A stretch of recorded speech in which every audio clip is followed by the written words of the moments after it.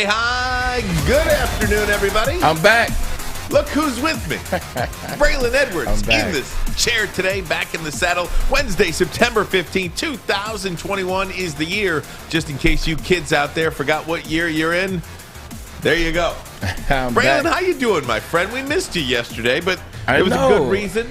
I missed you guys. I didn't get a chance to talk about Monday Night Football with you guys. My man Big E, Langston cashed in Money in the Bank on Monday. He took it over from Bobby Lashley. He's got the strap now. New day, WWE champion. There you go. Yes, it's a new day. Yesterday I got a chance to golf with the great one. And I'm not talking about myself. I'm talking about Wayne Gretzky, greatest hockey player of all time. Oh, man. He was every bit as gracious and as cool, as humble, as dope as I wanted him to be. He's a heck of a golfer. He's fun. He had story time. And come to find out, first baseball game he's ever seen was the Detroit Tigers against the Minnesota Twins back in '74. So he's a bit of a Tigers fan. Look at that. And if you're watching on YouTube or Twitter, we certainly appreciate that. Braylon Edwards and look at that. Wayne freaking Gretzky golfing together yesterday. And I know D-Mac was part of that. Barry Sanders. There.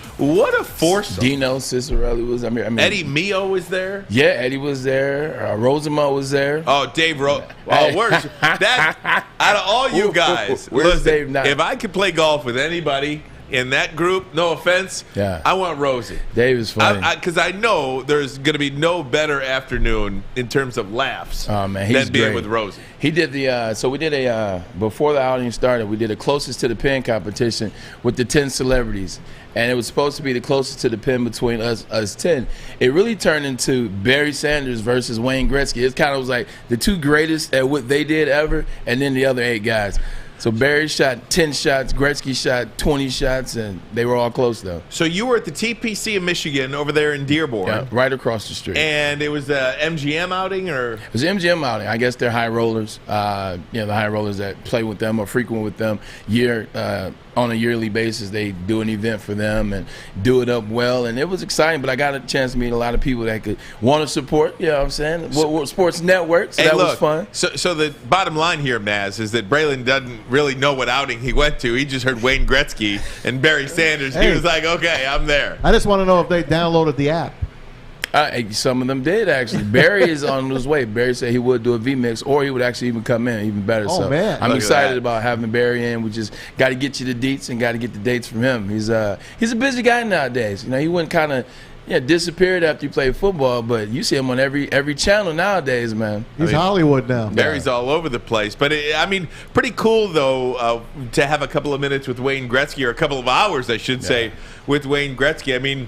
Really the greatest to have ever played. And I know people in Detroit might want to say Gordie Howe, but, let's be honest. Gordie Howe. Listen, Wayne Gretzky is the greatest athlete of any sport, anytime. He did it all. The records are all his. There's no competition. And also, I would agree. It's rare that, Braylon, you said that Wayne Gretzky was awesome and every bit the guy that you want him to be. Yeah. Right? It's rare that those hockey guys are anything but great. Yeah, I haven't run into a hockey guy yet. I've actually run into one former Red Wing that was... He's a bit full of himself, but you probably can guess who it is. I'm not saying any names, but other than that, all hockey guys are super dope, super cool. They just want to hang out, drink some beers, golf, just chill. Going back to what you said about Wayne Gretzky, though, is it Darren McCarty? Hell no. D-Mac's big bro. D-Mac is big bro for sure. The crazy thing about it is you look at the record for total points in NHL history, like the difference between Wayne Gretzky and second place. Who's in second? I think either Lemieux or Hall, one of the two. The distance is enough to be first place itself. Just think about that. Just think if Kareem had that many points. Just think if he had 68,000 career basketball points. That's typically that's, I guess, parallel. That's what Wayne has. That's why if you took away all his goals, he still leads the NHL in scoring. With just his assists. With his assists. That's remarkable. So awesome, Braylon. Great time. To have an opportunity to spend some time. And Almost I always think won. You almost we won. got second. Guess who? TJ Lang's team. Who, you know how you go to these golf outings and they punch the score in on an app, and now I'm starting to see it's kind of like the new eraser where people punch their scores in late, so you're looking at like, okay, we're in first, and then all of a sudden at the end, like everybody's scores just changed. Well, TJ Lang's team pulled one of those moves where they were floating around fifth, and at the end, all of a sudden they were 11 under. So, but we finished second. I'll take it. You know, it's funny because Matt, TJ can play. You and I can never be mistaken with being a professional athlete. And it's still so refreshing, though, to see that somebody who spent so much time in the National Football League could still be excited to be around other professional athletes, because sometimes you forget how great this business is and what we do is because of all the people you get to be around. I mean, sometimes I'm desensitized to the fact that I get to sit next to you every day. When I tell people, Michigan fans specifically, that I do a show with Braylon Edwards, I mean, you know, you and I laugh and you laugh and we have fun with it, but people think that is like the most amazing thing in the world. I think the cool thing about that is because there were a lot of good guys that golfed in the outing yesterday, a lot of the MGM faithful, I guess you would call them members of the MGM book, sports bet, etc. They're good guys, good people, got a chance to meet them. A lot of them Michigan fans, so we had some great talks.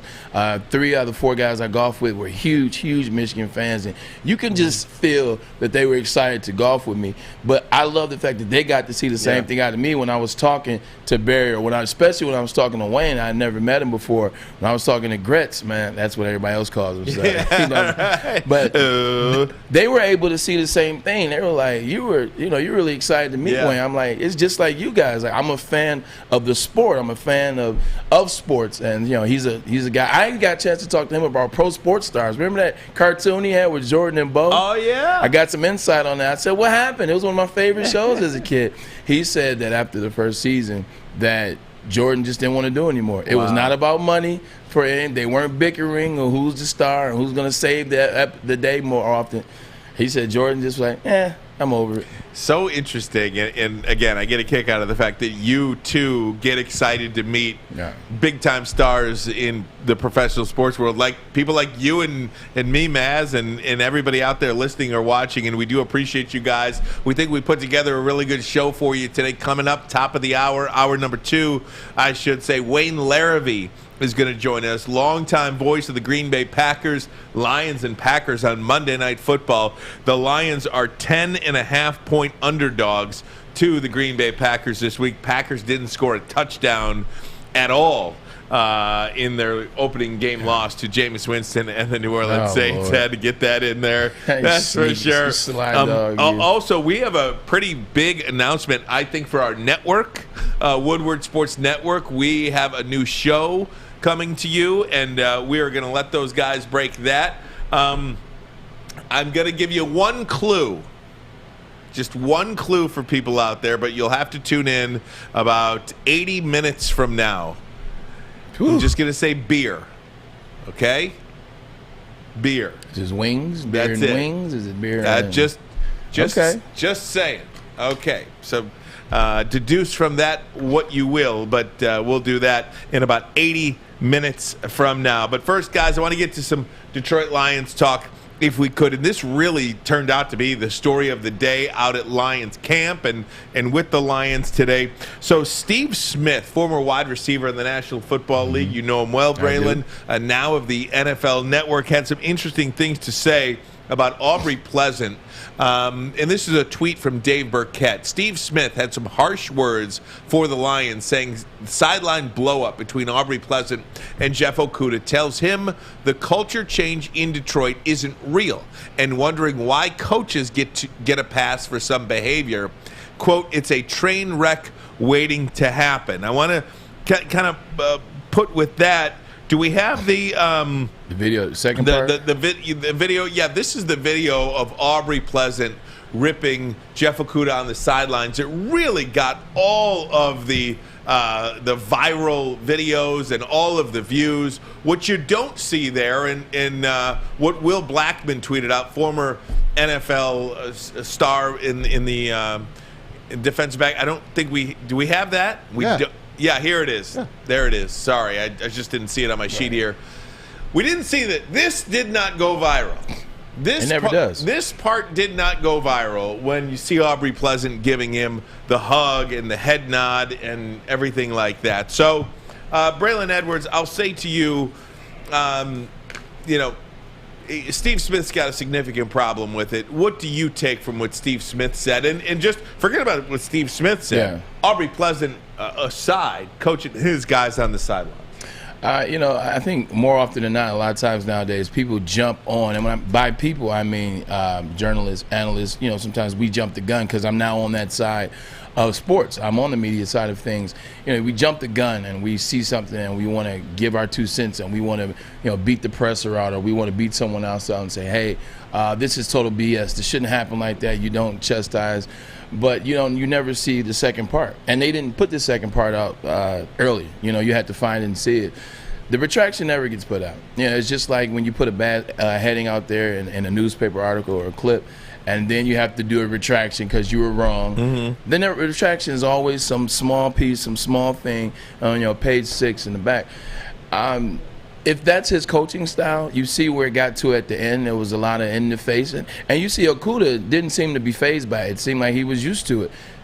To a certain extent, it seemed like he was used to it. And then you see what happens at the end of the video where he comes up to him, he smiles, grabs his head, and it's kind of like hey, man, you got this. You got this. We're going to be all right. So I think if that's your coaching style and that's who you are all the time, then I think the players get used to it. But if you pull this out of the blue, you pull this out of nowhere, then that's a cause for concern, as Steve Smith was saying. It would be a cause, and he would be correct.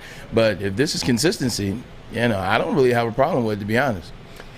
It's one of those situations, too, where you take one isolated incident, and that's the only 9 seconds that you see, and you deduce an opinion from that.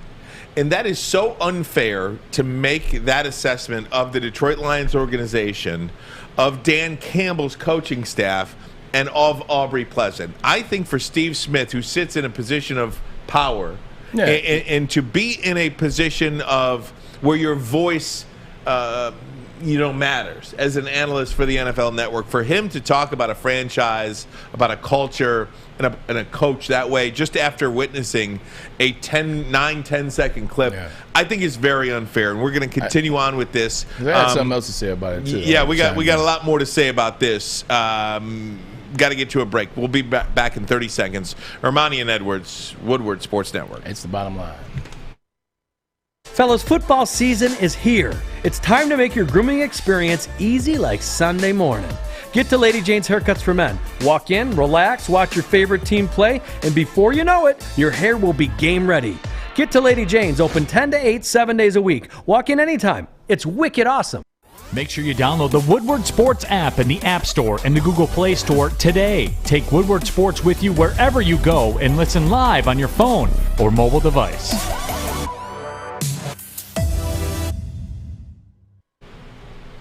Right back here on Woodward Sports, Meyer and Edwards, talking about this Aubrey Pleasant, Jeff Okudah situation on the sidelines where, the part of the video that went viral was the part where Aubrey Pleasant was pointing his finger and shouting at Jeff Okudah. And the part where nobody saw was when he went back up to him and he gave him a pat on the back, grabbed him by the back of the head and gave him a hug and pulled him in and smiled and all of that stuff.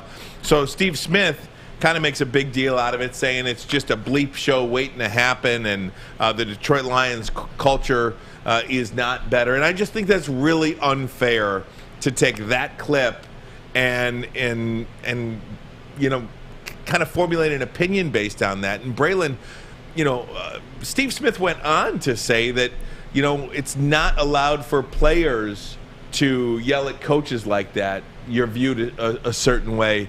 But I got to tell you, this is the National Football League. Coaches yell at players. Tom Izzo yells at players in public.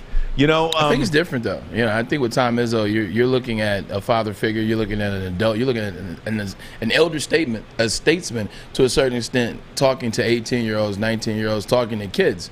When you get to NFL, and this was the other side of the Steve Smith, what he said, I get, because a lot of times, as soon as they see things, they instantly, that's not how you talk to players. Like, it's not fair. We don't get our day in court.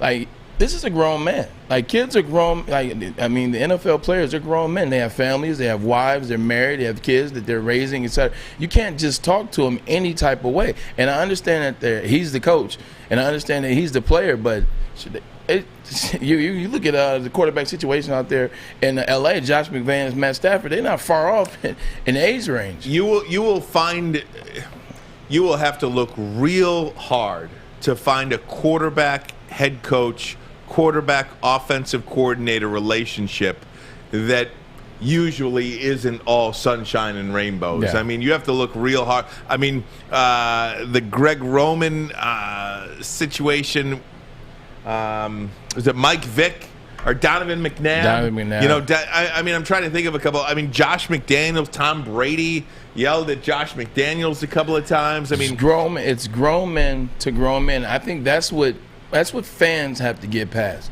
Like, fans want things to always be traditional. They want all the ways to look at things like, okay, this is the coach, he's yelling at him, the player must have messed up. Sometimes the coaches F up. Like, sometimes they mess up. And, you know, as long as you're not yelling at your head coach, if you're going at it with your receiver coach or your DB coach or your D-line coach, who you spend the most time with, who you guys are in each other's personal life, you guys are there for each other when things are going on, it's just a conversation. This one got a little heated. And I've been in a situation like that where things got taken out of content, and you see a video and immediately they point to one thing, and that's not what it was. One of the things that's crappy about this business, and Maz, you've been around for a minute, is, and you've experienced this, I'm sure, is in reality, I really think this is much ado about nothing. I mean, I don't think Jeff Okudah had a problem with it. I don't think Aubrey Pleasant has had a problem with just degrading players over the course of his coaching career.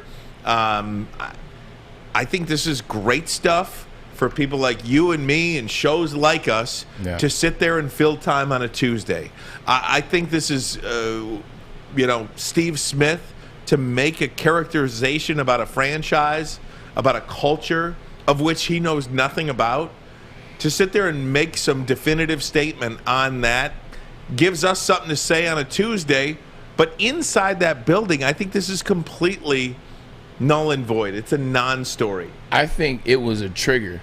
Watching this triggered some part of some interaction that he's had with a coach in the National Football League at some point. It was a trigger, as well as it was on the lazier side. Like, you can tell that he didn't do his homework about, you know, the Detroit Lions. He hasn't seen what we've seen. He didn't watch I guess he didn't watch the rest of that game to see them almost come back and win. And he didn't see that, and he didn't see and follow Dan Campbell and follow Aaron Glenn from June through August. He didn't see any of that. He didn't do the homework. He just saw this, and he saw a couple clips about Detroit, new culture, saw that, and he immediately just like ran rampant on it in terms of trying to dock the Lions, trying to pull them apart, dock them down, trying to create some inner struggle. Like that, you could tell that was a lazy professional job by him. Mass, again, I think the Detroit Lions do enough miserable things and have over the last 6 decades. Yeah. But you can call them out for a number of things. Don't call them out because their coach is coaching a player on the sidelines. Well, you know what? They've earned this. They suck.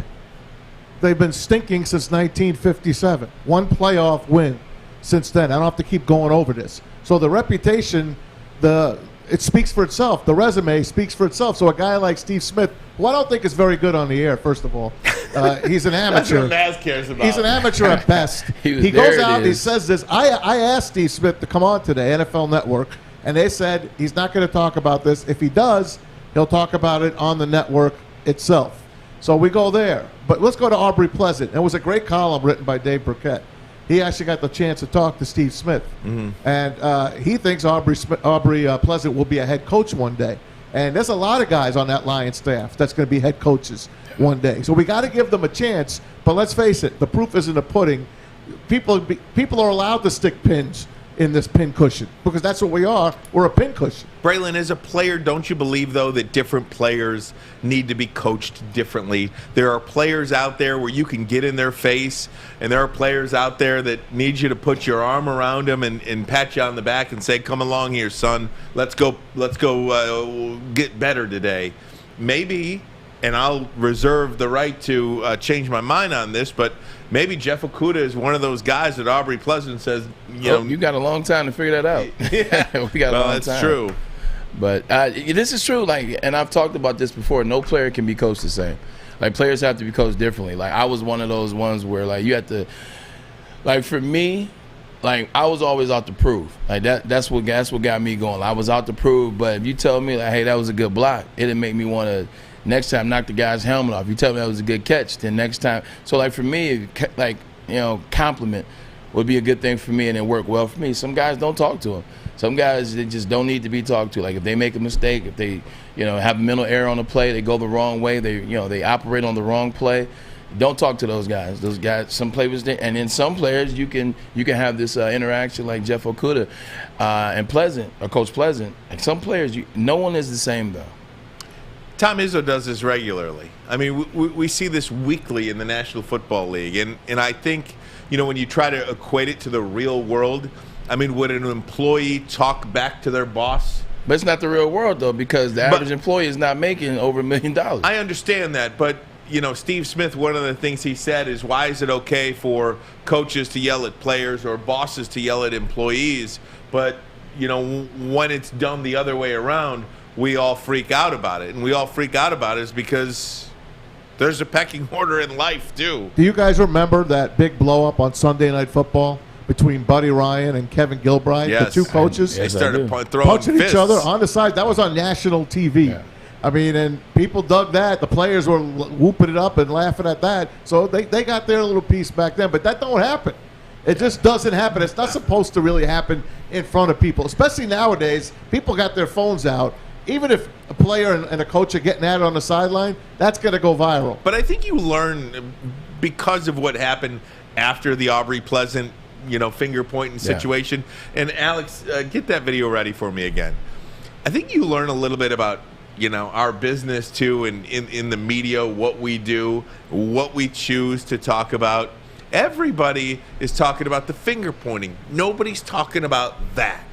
And I think it just gives you some insight on what sells, right? And you know what? There's a great picture that I want him to put up as well. Someone came up with it. We saw it on our Instagram. Put that one up too now, Alex. This is what the media sees. You don't have it? Okay. I did see that. Was a good one. Anyway, it shows you the fight like that. That's viral. It doesn't show you the other thing that went under the carpet. And that's 90% of what we do, right? I mean, it seems we're always focusing on the negative and we're not focusing on the positive. And I just think the crappy thing about this whole thing is that Jeff Okudah cannot really come back this year, if ever. I mean, that's a really tough injury to come back from when you're stopping and starting like that, when the position that he plays is so based on... I tore my ACL my rookie year, and it was at the end of the year. I tore my ACL December 4th. I know because it's my mom's birthday. We were playing Jacksonville, tore it in the game, and I came back the next year, and I started on opening day. The technology that they have for surgeries and the methods that they take, he'll be fine. He's young. He'll recover. The interesting thing is to go back to it for a little bit, Maz, and I want your take on this. I think you're going to start seeing more of this, but on the back and forth side, we didn't see Okuda really snap or go after Coach Pleasant. He just listened, he took it, he said a couple things, but nothing was aggressive. He wasn't trying to go tick for tat or loud voice to loud voice. With you paying kids in college now, which means they probably can start getting paid in high school, it's going to be like basketball. They act real spoiled bratish in the way in which they act. You can't tell them anything. You can't talk to them any type of way. You can't other all-stars talking to other all-stars. Whenever you see that, it's like, oh man, this is must-see TV. I think you're going to start seeing that more in the NFL. It's because these players are going to come into college already making money. They're going to be making money in college. You can't talk to them any type of way. Oh, you know what, Ali? And you have to transfer portal. That's not a good thing, though. I didn't say it was, but I'm saying you're going to start seeing more of that back talk, back and forth, because these players, make money, can't talk to me any type of way. And then you get into the NFL. Now they have families, so that compounds the issue. I'm telling you, you're going to see more of this, but it's going to be the player actually talking back too. Yeah, I don't know. I don't know. There's just a lot more of this conversation to go, and it's really unfortunate that Jeff Okudah is now out for the season, and there's really no telling, what he becomes and really what his place will be with the Detroit Lions moving forward, guys. Urban Meyer is in the news today. And when is he ever not? You're right. It is. I think this is the best answer to a potential question about moving that you will ever see in your life. We'll have that for you next. This is Armani and Edwards. Bottom line, Woodward Sports. Welcome to the Call Sam Chopper Shop, where you can win a custom-built chopper while helping our veterans at the same time. Watch as the Bad Pig Custom Team turns this bike into a one-of-a-kind classic chopper. And when it's finished, we'll be donating the bike to Volunteers of America Michigan to raffle off in support of our vets. A great cause to give back to those who've given so much. Watch for Call Sam Chopper Shop episodes on our social media channels and get your raffle ticket today at callsam.com/chopper shop. Make sure you download the Woodward Sports app in the App Store and the Google Play Store today. Take Woodward Sports with you wherever you go and listen live on your phone or mobile device.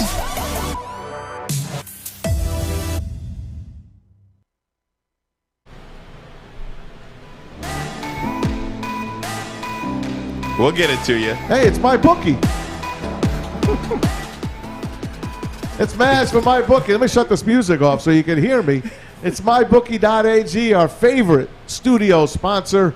And don't forget to check them out and use that promo code Woodward. You'll get your first deposit matched all the way up, dollar for dollar, up to $1,000. You can bet the Lions this Monday night getting 10.5 against the Packers, or the Packers can open up a can against them. We'll find out, right? Got college football, baseball coming down the stretch. Tigers playing right now. You can bet on that game if you want at mybookie.ag. Bet anything, anytime, anywhere with mybookie.ag. And if you got a gambling problem, call the National Problem Gambling Helpline, 800-522-4700. And we certainly appreciate you guys watching along with us on YouTube, on Twitter, and anywhere else where you're consuming your podcasts. And it's really interesting. We are live from 2 p.m. to 4 p.m. We are. Weekly, I should say. And it's both. It's funny after 4 o'clock. Weekdays. What happens? There you go. Weekdays. We're all still just trying to get used to how we watch us, I guess. Yeah. And it's funny because the live audience is great, and then all of a sudden you wake up in the morning, you're like, damn, where'd all these people come from? I know, right? It's like, where were you guys at? You can watch whenever times. you want. You can watch whenever you want. You can listen whenever you want. That's the great thing about the way things are done today. I mean, it's almost like watching Woodward Sports on demand. It becomes the way to do it. Braylon, before I move on to Urban Meyer, I do want to stay with this situation because sideline stuff. Yeah, you had a situation I did. when you played. Can you talk about this situation? We have some video of it, I believe. Oh Lord! So this would have been 2000 and Ruben Drowens? This would have been 2006. We were playing Cincinnati. As you can see, Cincinnati was just tearing us apart, right? Cincinnati had 9 sacks in this game, like 9 sacks, and just a ton of quarterback pressure. Like poor Charlie Fry. Here he comes. So you see it. So right here, it looks like I'm grabbing Charlie Fry, right? Ruben Jones, I've been talking to, he knows what's going on. I wasn't grabbing Charlie Fry to grab Charlie Fry because I was mad at him. I was mad at the offensive line. The offensive line gave up 9 sacks. And then when I came back after I think the last sack that they had given up to this point, is they were talking about video games. They were sitting there talking about, remember Alex, like the handheld PSPs? Used to be a thing, fish, like the PSPs. So they were playing Call of Duty or whatever the game was at that time on PSP, and they used to always play it at the facility, on airplanes, when we're traveling, on buses, etc. Always talking about that game. Here they are giving up 9 sacks. Go ahead, pull the stats up on that game and see if I'm telling the truth. Gave up 9 sacks, and when I pulled it, it was to show all that grass, all those grass stains on his jersey. I have nothing to lie about. I actually even went on NFL Network after that. But when people see that, you don't get the full context of what's going on. the first commentator or the first analyst to say anything, whatever he says is what it is. So that analyst was like, you just don't want to see this in football. Braylon's going after his quarterback because he's not getting the ball. This is Cleveland. I ain't ever getting the ball. So it's not about that. You legitimately are getting this quarterback beat up, and Charlie looked spooked. Like, he looked just like, remember we talked about it with Sam Darnold and Adam Gase situation in Monday Night Football against the Patriots. And when he just looked spooked, he didn't know what to do out there. Seeing ghosts out there. He saw ghosts. And Charlie wasn't seeing ghosts. He was seeing 295-pound DNs on him every play. So I was just very upset. Not only are you giving up sacks, you see I'm still passionate about it. I'm still pissed. Not only were you giving up sacks, but you have the audacity to be talking about a video game. And it wasn't even a Madden video game. It'd be different if you're talking about Madden. At least it's football. So it once again, you just never know exactly what is going on. And it's up to the analysts and the commentators to take a second, see what's really going on before you say something. Because once you say it, it's gold. That's the story. But Braylon, that wouldn't get any clicks. That wouldn't get any likes. That wouldn't get any views. That wouldn't get any viral moments. It is a much better narrative to say that Braylon Edwards went after his quarterback than Braylon Edwards defending his quarterback. Yeah, no, you're 100% right, and also it's the wide receiver position. Everyone thinks the wide receiver is a diva anyway. He's a cancer. He's this. He's that. So when you see it, it's easy to say, oh, it's the receiver's fault already. Did you see what he's doing? This is exactly the stuff that we don't need. This is exactly the stuff that we don't want. So, we have a bad stain, and you see things like that, and you don't get the full story. And I'm just glad I can say what it was, but, yeah, it is what it is. Yeah, it's interesting to see that and have that perspective, too, because that's something that I'll never have that perspective. Yeah. Maj, you'll never have that perspective. And when it happens to you, you quickly understand what sells and where a narrative is spoken, and that is it moving forward. Doesn't matter what the truth is. And then I'm not a snitch, because the other side of that is, even though I was that mad at them, we're still on the football team together. I still got to be in the locker room with these guys for the rest of the season or for future seasons. Nowhere once did you ever hear me say what happened. Yeah, what are you going to do? I just ate it. What are you going to do? Go on NFL Network and say, Mooch, Rich, I got to tell you that video was taken out of context. I was trying to protect my quarterback because our offensive lineman who gave up 9 sacks in that game, they were talking about the video game Burger Time or something like whatever they were talking about. You got kids that are under 6. No, but you're 100% right, because now it's like talking to the detective. It's like no snitches. Nobody's talking to the cops. It's like hey, I saw something. It was. Nah, we won't do what that. What do snitches get? Stitches, baby. That's it. Especially if you're talking about 5 guys that weigh over 300 pounds. Those are some heavy stitches. Now, Maz, can you talk to me about the process of finding that video? Because that is remarkable research on your part. Oh, it was very easy. Yeah? Very easy, because I have a football So you memory. remembered that? I remember that. And I remember who called the game. It was Kevin Harlan on the call. I don't remember who the analyst was, but they weren't too kind to Braylon. I remembered it, and that's what stuck in my head because I'm a Braylon fan. So I just went on YouTube, checked it out, and I just put Braylon and Fry, and boop, popped up. Yeah, and it's crazy. There probably weren't many touchdowns between Fry and poor Braylon. Fry. I mean, poor Fry. Yeah. Poor Fry. I scored how many catches I catch with Charlie? I caught 2 on the night I tore my ACL, my mom's birthday. 2, 1, 2, I think 3 total. The only thing Braylon caught from Fry was all that flack he got after grabbing his jersey. Changed my name to Flacco. Yeah, I caught a lot of flack. And I think that the other side of it taught me a very valuable lesson is, 1, don't be so emotional. 2, find ways to channel it, talk to someone, etc. And 3, people won't always have your back, because even Charlie didn't take up for me like he should have. Like, if it would have been me, I was the quarterback. Because I talked to Charlie, like before that play, I was talking to Ruben and Charlie. And then you see me like really go after the O-line, because they started looking back and saying some stuff under their breath. So, but Charlie never really came to my defense in terms of talking to the team or talking to the media. It was like, well, who coached the team that? Was that Romeo? It was Romeo. Romeo. Oh, Man, Romeo. But it taught me something about just, hey, you know what? Find easier ways, smoother ways, because the cameras are always on, and how people see things is how they see it. Ruben Drones from Oregon Ducks. Ducks. He never really amounted to much. He was very good in college, too. Just never could take it to the pro. He had 1,300 with Denver. Then we pick him up in Cleveland. Didn't he play for the Lions? He had 1,000 1 year in Cleveland. I think he did. He had 1,000 1 year in Cleveland. Then he got hurt 1 year, and then got sent to New York, and he stole a Super Bowl ring. To this day, I talked to him. He stole a ring. Unbelievable. He played on the Giants? He was on the Super Bowl team. Wow. He left Cleveland, went to the Giants that 07-08 season, and he stayed there 2 years. You almost stole a ring. And I didn't steal. I wouldn't earn that ring. Both years I was out there earning a ring. The heck with that. Oh, that's fantastic. He's got a bunch of rings in college football, but he's now the head coach of the Jacksonville Jaguars. I promise I will get to it next. Urban Meyer with the most emphatic denial I have heard, and this is the way you respond to questions as to whether or not you're leaving for the USC job. Urban Meyer did that. We'll see you 30 seconds from now. Woodward Sports, Armani and Edwards. The bottom line, baby. Get it? Get it?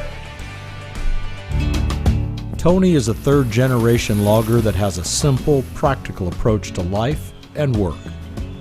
That's why his Coast DX342 knife is perfect for him. The stainless steel blade is rust-resistant and made for all-weather use.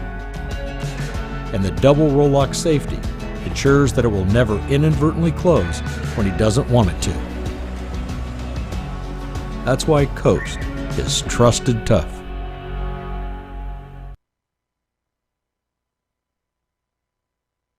Essential, the heating and cooling industry. Learn more today by visiting northwesterntech.edu.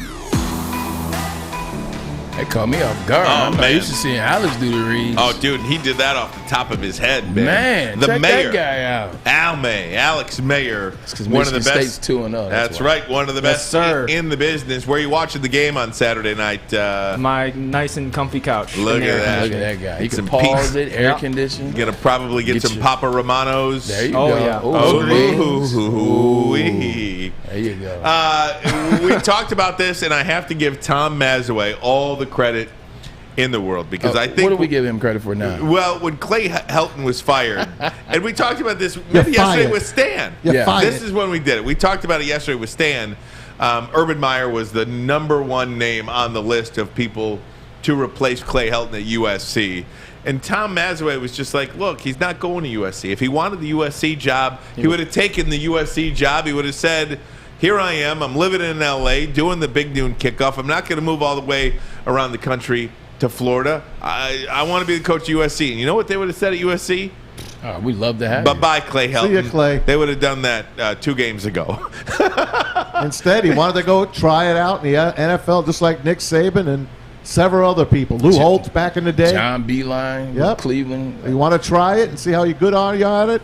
I think he's going to be a terrific NFL coach because he's a winner. Yeah, and I do think it appears he is going to be the coach of the Jacksonville Jaguars for some time. Let's throw it up here, Alex.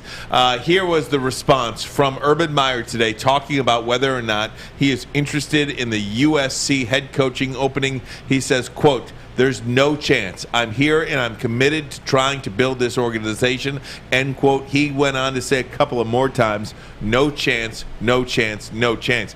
That is the most emphatic way I've ever heard a head coach really answer a question, outside of, maybe Nick Saban when he was the head coach of the Miami Dolphins and then he shows up at Alabama the next week.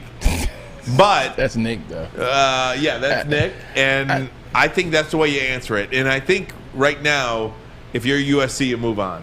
Yeah, but here's and maybe this is just me not knowing the full of the story, and maybe I'm not paying attention or I'm seeing it through a different lens.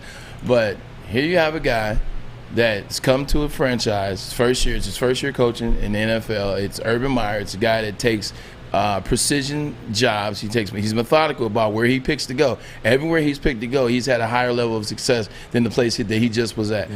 This guy is literally going on to game 2, his first year with a #1 pick overall, Trevor Lawrence. Why is this even in a question? I don't even know that I would give that question an answer. Like someone asked me, like, "What are you thinking about USC? Did they ever come to you?" Excuse me. Next question. Moving right along. Like, what is? I think next question, Braylon, leads to a next question about it, though. I think he had to do what exactly he said today, and that is there is no chance I'm leaving Jacksonville to be the head coach at USC. He's coached 1 game in the NFL. If there was one guy to ever leave after one Urban game, Meyer. it would be Urban Meyer. That's why you ask. And if you're USC, I think you're a significant enough job in college football that you can command just about any guy you want. At the very least, you can force that individual to tell you no. You can make the ask, and you ask them to tell you no before you just guess and say, well, Urban Meyer's the head coach of the Jacksonville Jags. He's only coached one game. You know, most likely he would tell us no, so you move on from that point. And I think, you know, you look at Ryan Day. Make Ryan Day tell you no. Make Ryan Day tell you no. I'm just, you know, make... that would be an interesting, too, with Ryan Day. That would be an interesting one because... And the only reason I say this, I don't know anything about that either. And I think he's very content at Ohio State, as he should be. But sometimes, if you're the heir apparent, do you ever worry about being in the shadow of the ones that come before? Like, would a situation like USC for Ryan Day be a chance for him to say, you know what, appreciated my time at Ohio State. I love the kids. I love the community. I love everything about this institution. But if I go to USC, I get a chance to maybe make it my own thing, make it my own beast. And I'm not too sure that's not a bad move. I want to pull up this tweet. I don't think we have it, but I want to read it. And it was from... I know who it's from. It's from Sean Salisbury, who formerly played at USC. And he was spot on. And I think that everybody should pay attention to this. And by everybody, I mean every single administration in college athletics should abide by this. Yeah. Here's what he said. We as USC Trojans and our new head coach have to stop thinking that a 17-year-old kid gives a bleep, I'm not going to say it, about a 1978 national title or a Heisman or a Rose Bowl 15 years ago or more. These kids, recruits, want to know how they're going to be on TV weekly. They want to know how to make their money in their name, image, and likeness. They want to know if they will be able to play on Sundays. How they will get to a national title. Tradition and history matter, yes, but far less to today's player. We have to stop thinking that these kids even know players who played 20-plus years ago. Dang. They want to build a new tradition. We want to find a coach who is not living in the past. That's for us former players and fans. They know more about Oregon's uniforms than they do about student body right, which is a former popular play in college football. It may hurt our pride as Trojans, but we all better adjust or you get left behind. We better hire a guy who has the energy of the players. Facts. I couldn't agree more with Sean Salisbury if I tried. If it was possible to agree more with Sean Salisbury, I'm not sure it's even possible for me to do that. Every team, every blue blood, we should say, in college football, in college basketball as well, needs to abide by this rule. Get over yourself. Basketball already did it. Yeah, basketball did do it. Yeah. Get over yourself. I've been saying this for years. I've been saying this. I used to work at Big Ten Network. I was saying this about Michigan back then. I was saying this about other schools. I still continue to say that. You know, you can't go into a kid's living room and give him the same speech that Bo Schembechler gave you 40 years ago. Like, kids aren't here for that. It's not the same thing. It's not going to work. And to Sean's point, shoot, the only way they care about Reggie Bush at USC is if Reggie Bush is the coach. Like, if the players know, oh, Reggie Bush is the coach, cool. I know he won the Heisman, I go there. Outside of that, they don't care. You legitimately have to dial into what do they like. They like money. They like their branding, like their NIL. They like those deals. They like being on NFL. They like being on TV. You have to come in with that sales pitch. You got to care about that because that's the way with the future. Like, if you don't care about that and you don't get on board with that, you're going to get left behind in the dirt. Like, the guys like Mike Gundy and those schools, those programs, they're going to fall by the wayside very fast. Look at Nebraska. Gone. I mean, Nebraska, a perfect example. But Frost is a young enough man. He's a young enough man to have brought that program back. And he did do it at Oregon, and he did do it at Central Florida or South Florida, wherever he came from. One of those directional Florida teams. But he did it. Even at Central Florida, he had 2 years. One was an average season, the other one was 13-0. And then at Oregon, he wasn't the head man. But he's a younger guy, Ryan. Like, we're younger men. Like, I'm 38, 42. But at 42, if you're stuck in the ways of what you grew up on, if you're stuck in Lloyd Carr's Michigan, if you're stuck in, back when the Tigers of the 90s or the 80s, if you're stuck in that, then you can't grow. Young people can be stuck in a traditional way too, and I think that's him. He's a younger coach, but he's a traditionalist as it relates to coaching, his coaching style. Let me ask you this then, guys. Let's say Jim Harbaugh just wins 8 games again, and he's not the answer. We understand he's not the answer. Are you telling me a guy like Mike Hart would be the answer? Or do you even want to go younger than that? Who's the new answer then? Here's the deal. My answer to you, Maz, is I don't know. But it's not my job to know. If you're Ward Manuel, it's your job to have that list of 6 guys. Ward Manuel's older than us. I don't care. That's his job. That's the job he has. Then you get somebody who knows who should be on that list. Now, Matt Campbell, why is he the hot name? I don't understand why he's the hot name. Because he brought Iowa State from crap to somewhere in the top 10. And that's fine. I think teams need to get away from just exclusively hiring people who are affiliated with the university. I don't know if, and keep in mind when I say this, and this is going to be one of those ones, as I'm saying it now out loud, I almost want to take it back and not open the can of worms. But Mike Hart is an individual that I love. Like I always tell you a story. He stayed on my couch, used to drive my truck. We worked out together. That's my guy. That's my little brother. I haven't seen enough out of him to be Michigan's head coach. I haven't seen enough to take what our complaints about Jim Harbaugh and his tenure at Michigan thus far, and then dump that on Mike and a coaching staff of his choice. I think he'll have the potential, and I think he'll be a great coach. I think he'll be the better coach than a coordinator to me, like a head coach. But I don't know if we can't dump that on him now. He's not ready for that now. And who is that? I don't know. What young guy is that? Again, that's not my job to know. My job is to talk Tom about Hammond.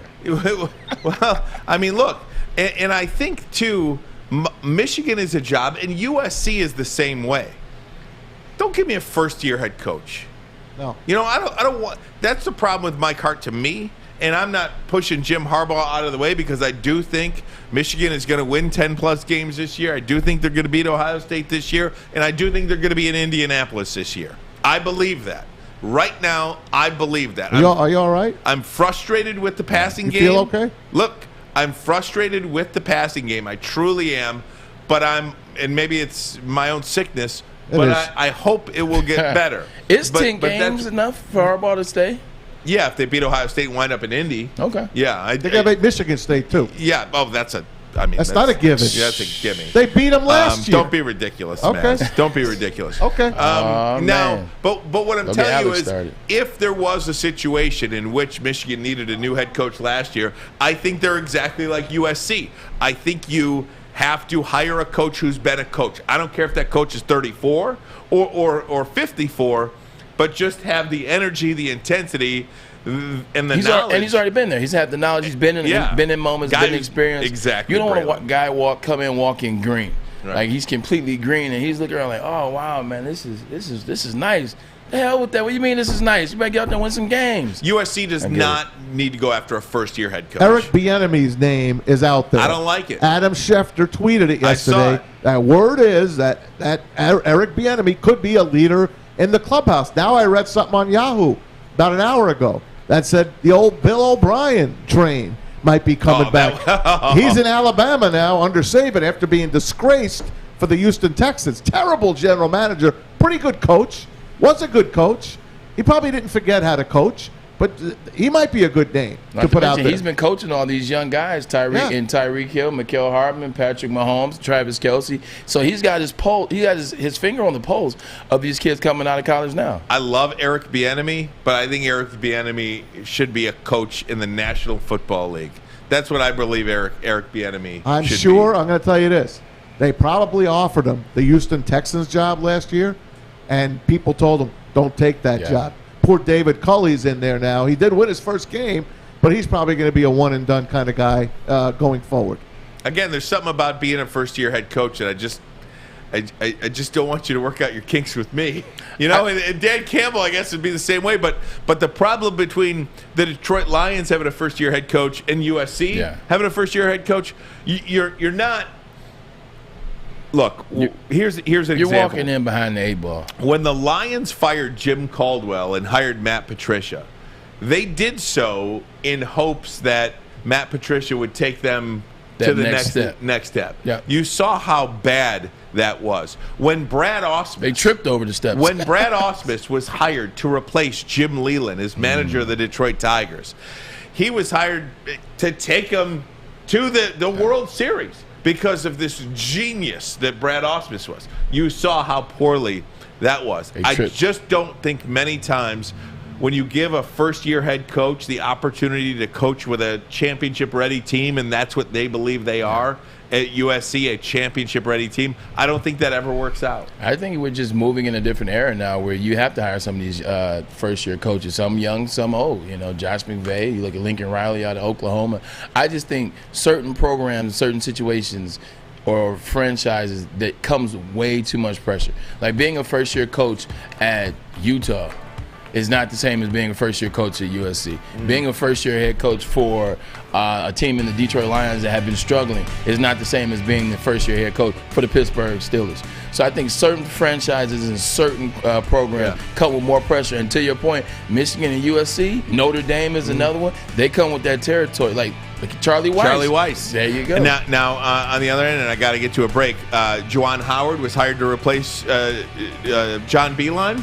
That worked out, but Michigan wasn't ranked. Michigan was not expected to do anything, and Juwan Howard turned it into something, but the expectations at Michigan basketball were very low when Juwan Howard took over. He made that something.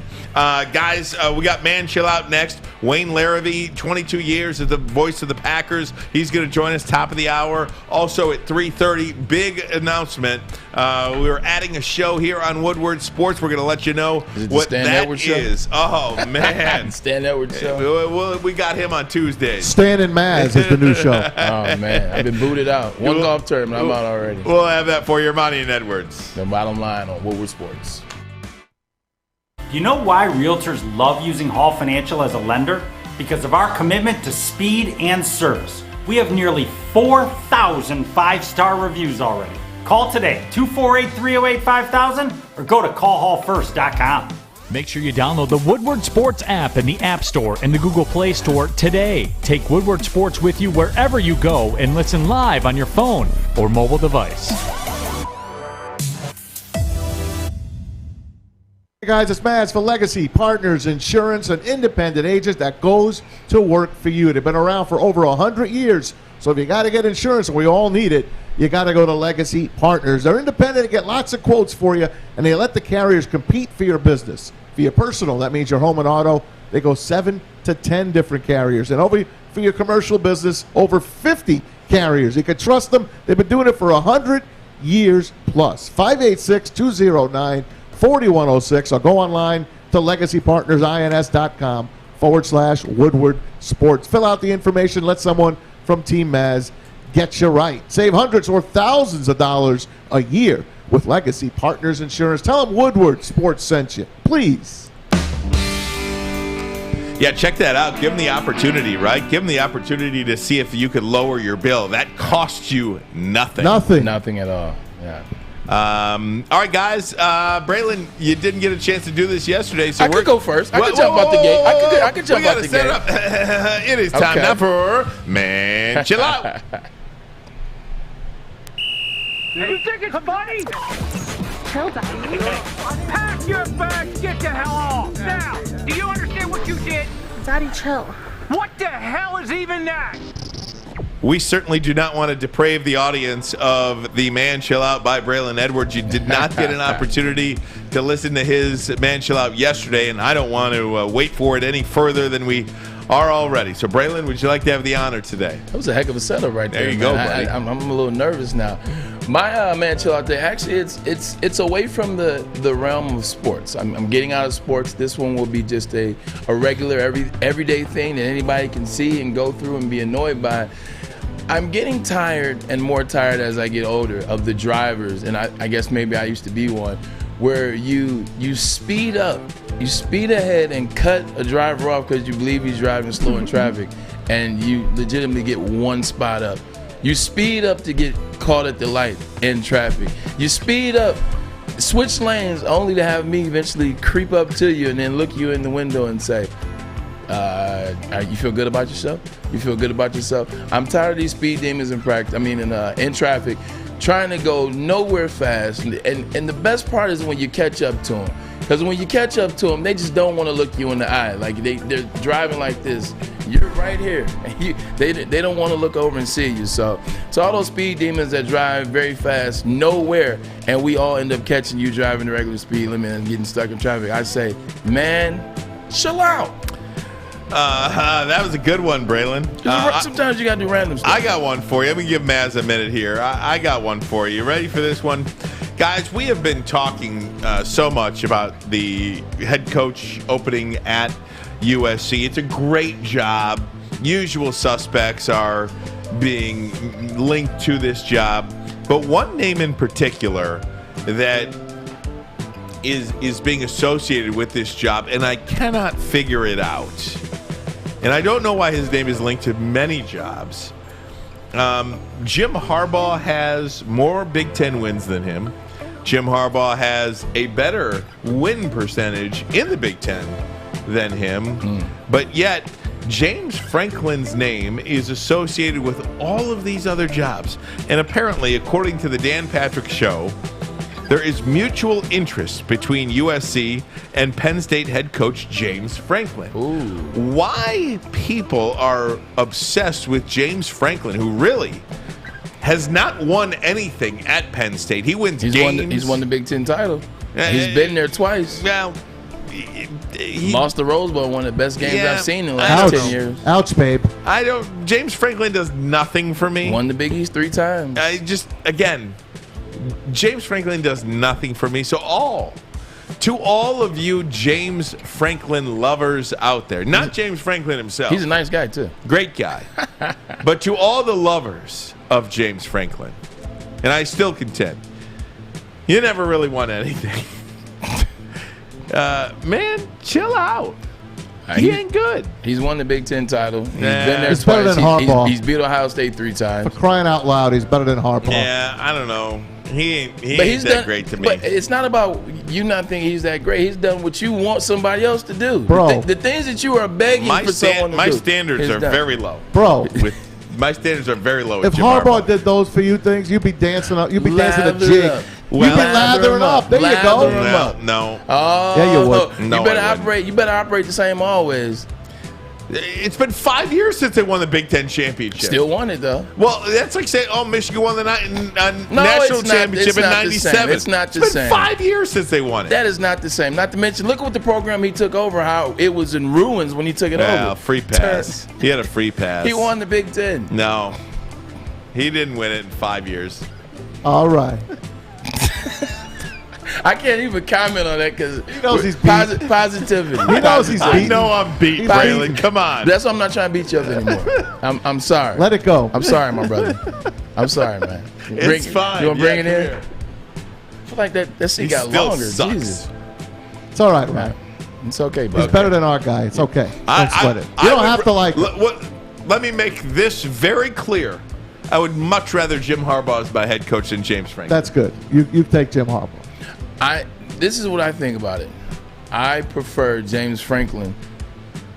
This is going to sound weird. I prefer James Franklin at Penn State than at Michigan. I prefer Harbaugh I know what you're saying. At either one. I think James Franklin does an amazing job of recruiting that Pennsylvania area. He's locked in to what the Happy Valley culture is. And beautiful campus. He's great. He's great in that space. Yeah. I wouldn't take him over Harbaugh in Ann Arbor. Right. I get what you're saying there. Yeah. Maz? All right, it's my turn.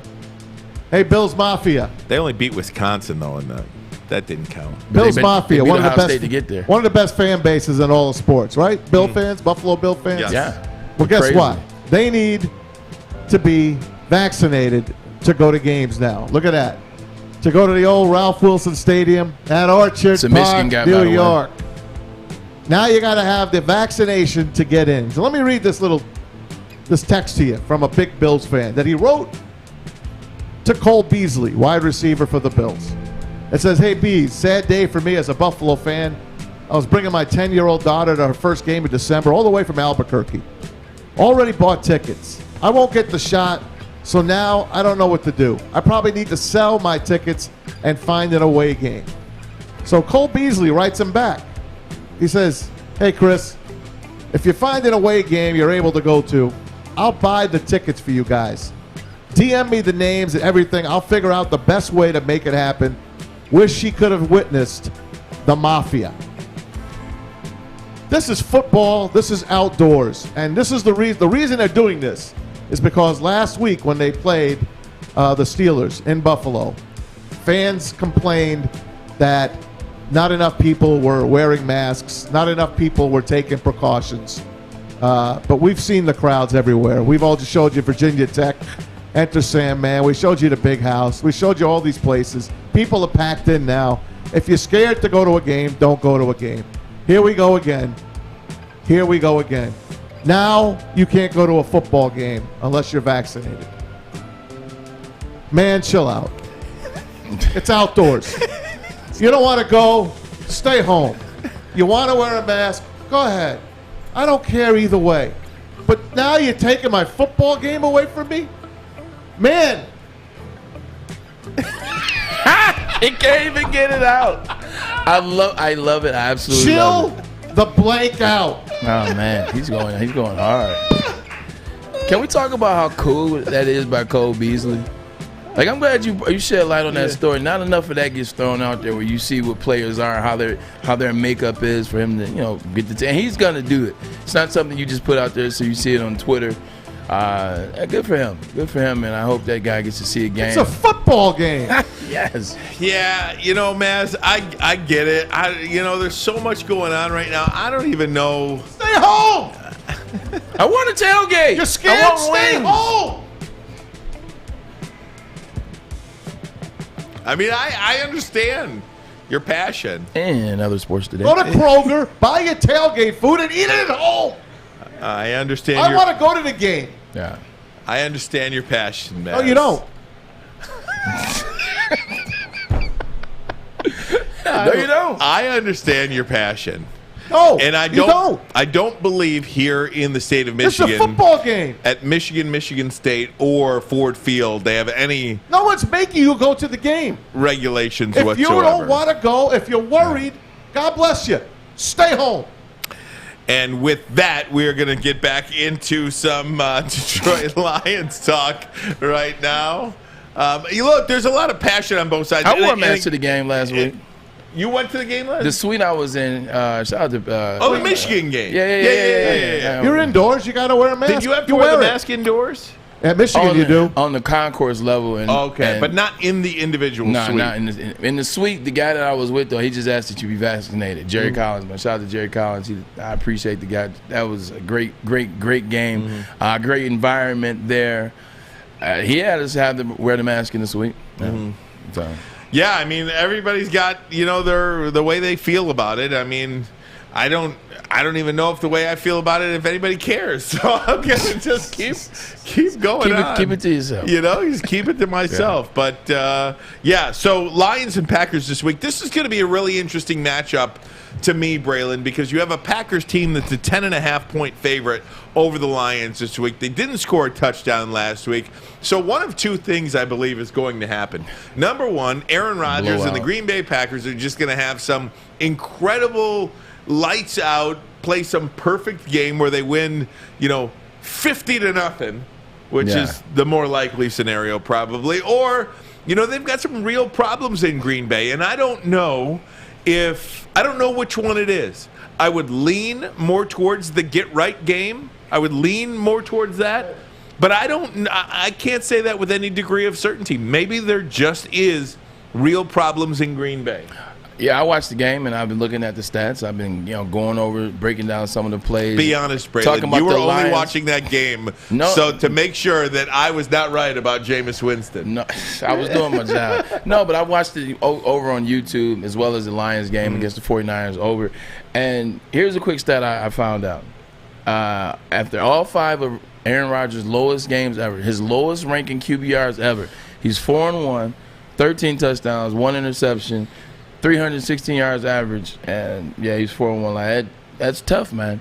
That's tough because you know what type of quarterback he is. You know how good he is. We've talked about it. RELAX, relax. You heard him say that and then go on a tear and get to the NFC Championship. With all that being said, I think there's a real problem over there in Green Bay. I think LaFleur's is maybe not as good a coach as they want. I think him and Aaron are still off and not on the same page. I don't think the offense looks like what LaFleur's is trying to do, the running game / passing game. Like, they just look like they're not in rhythm. Like, and it shows because Aaron wasn't there. And then Aaron wasn't there. There is no chemistry there. Like, the receivers, they just look completely offbeat. Like, they don't look good. And I think the Lions are better than people think. I don't think this is going to be a blowout. I think the Packers win in an ugly game. I think they win by 4. One of the things about Aaron Rodgers is we do give him such a free pass because, I mean, he's got to be included in any conversation about some of the greatest players to play the position of all time. But how long of a rope do you get as a player on that team, as a teammate of Aaron Rodgers, when you're there at the OTAs, you're there at the workouts, you're there in training camp, you're there doing all of the work in the offseason and getting everything done, and then you open up your Instagram and you see your quarterback, your leader, the guy that's supposed to, help you feed your family, jumping off cliffs with his girlfriend in Hawaii and stuff like that, and he's not there, and he's hosting Jeopardy. How much of an impact does that have on a player in the locker room? Because I would have to imagine, when shouldn't. I just think about regular jobs, right? I mean, when you there's people at your job that make money and you do more, right. Like as a professional athlete, here's the guy making all the money, he's doing none of the work. But here's the thing too, though. Like, to be honest, it shouldn't have as much as it does. Just like you said, you look at the guys, OTAs, which are voluntary, allegedly. You look at minicamp, it's not there, and you're busting your butt, and you're trying to be there and to get in the rhythm, to get in sync, to do the Packer way, even learn what the Packer way is. And Aaron Rodgers isn't there. Yeah, he's been there 17 years. It's 17 years. Gets a free pass. I'm asking. I don't know. I'm saying, like at the end of the day, he's trying to figure things out. If he feels he's been played by the organization, like that's his business, his job, just chill. Like, because when he's there, he's making everybody on that team money. Like, just think about it. When Aaron's there, when Aaron's locked in the past, he's getting NFC championships. That's extra money in the playoffs because you don't get salary for the playoffs. Every game you play is extra money, and it goes up for the wild card round. It goes up next round, and it goes up the conference championship and then Super Bowl. That's extra money in pocket. You're winning games. That's extra money in pocket. You're throwing Devontae Adams all these touchdowns. That's extra money in his pocket. So I don't think. If it is viewed that way, I don't think it should be when someone's been there that long and they've proven time and time again that they're there for the team, that they're doing it the Packer way, et cetera. Does it help create any kind of turmoil within the organization, though? I mean, whether it's the rest of the team against Aaron or the rest of the team against the head coach and the general manager. But I think what this situation did is it taught them something moving forward. They now know how to deal with this in the future. They know when they get a player that has been vested, has been there some years, there's some friction, maybe handled a little differently. And also they know that Aaron's not going to be there after the season. They're going to part ways after the season. They won't have to deal with it anymore. So I think they learned a little bit about the situation. If it happens again with vested players like maybe Devontae Adams when he gets couple more years in, and talk to him or don't talk to him. But they learned about that. And I think Aaron's gone next year, so you don't have to worry about future turmoil with quarterback 12. Very interested to get that perspective. Going to take a break, come right back. More Lions talk, and we have got a big announcement to make here on the program on Woodward Sports. A new show coming to you. We'll do that 20 minutes from now. Armani and Edwards. On the bottom line, Woodward Sports Network. Let's go! Opa! Introducing Papa Romano's new Greek pizza, a tasty blend of bold Greek flavors and Mediterranean toppings, including feta cheese and Greek dressing. Get a large Greek pizza for a limited time for $16.99. Order now at paparomanos.com. Make sure you download the Woodward Sports app in the App Store and the Google Play Store today. Take Woodward Sports with you wherever you go and listen live on your phone or mobile device. Hey, guys, let me tell you about something that you're going to want to hear. If you like looking good, here you go. We, as men, like simple stuff. We like do. Sunday football, the TV remote in our hands. We like things uncomplicated as well, and that is what you would get if you walked into the doors here at Lady Jane's Haircuts for Men. All you got to do is walk in, sit down, sign in, and before you know it, your hair game is ready. Lady Jane's open 10 to 8, 7 days a week. Walk in anytime. It is wicked awesome.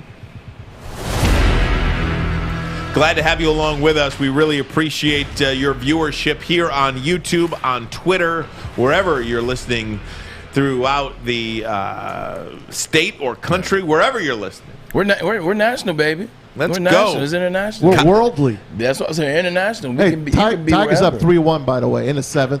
I see. On Roberto Clemente Day. You know, I would say that, you know, the thing about that's a great, can we do a little inside baseball, if you will? More people watch us after the show than watch us live.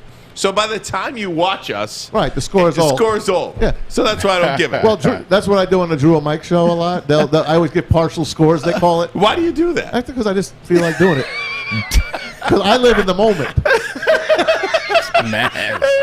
That's so great. I love you, Tom Manzo. Last quote of the day, just because I feel like doing it. I love you. Guys, our guy, Woodward Sports Network, Lions beat writer, beat reporter, Corey Woods was out at Lions camp today. Obviously, the main topic at Lions camp, it seemed, was this story that Steve Smith, former all-pro wide receiver for the Carolina Panthers and around the NFL, he had some interesting things to say about the blow-up on the sidelines, the stern talking to, I should say. I don't want to say blow-up. The chastising? Yeah, on the sidelines. The coaching? The coaching. Yeah. That's a way to do it. On the sidelines, Aubrey Pleasant and Jeff Okudah. So here is some reaction from the team. Amari Owarie. Penn State guy. I mean, I'm going to make it real clear. You know, everyone has particular relationships with Coach Pleasant. He's came here and, really challenged everyone because he sees the potential in everyone. And he really wants to just light that flare under every single guy. He has different relationships, different ways of going about that with everyone. But at the end of the day, it's two guys just wanting to be great. You know what I mean? At the end of the day, we have great relationships with Coach Pleasant. And, of course, social media can make things be portrayed in a different way. But that's really what it is. Everyone has a great relationship. Everyone is just trying to win. And that's what it comes down to. And I think that's really the message that everybody is trying to get across over there in Allen Park is, you know, he made this really clear. The reason he did, let me make this real clear to everybody out there. There is no problems that we have with Aubrey Pleasant. And I think that's a way to do that. Yeah, I think when you got to be on the same team. Whatever the message is going to be, you got to have everyone on the same team. That's how you keep things from creeping into your house. That's where you keep some, I think this, or maybe it's that, or speculation. Speculation is a terrible thing sometimes. So by being on the same page, unified front, and especially when the unified front is you are a player and you're talking about being coached the right way or being chastised, and people seeing it one way going viral. As soon as people hear this or they see that, now they're like, oh, you know what? We're good. It wasn't bad. Maybe I overreacted as a fan. Maybe cancel culture. Maybe I need to stop doing that and overreacting. So it worked out well, and that's what I saw. Even before you see the last part of the video where he grabs Okuda and it's really a great moment. Like I think that was an amazing moment. But even before that, I didn't need to see that.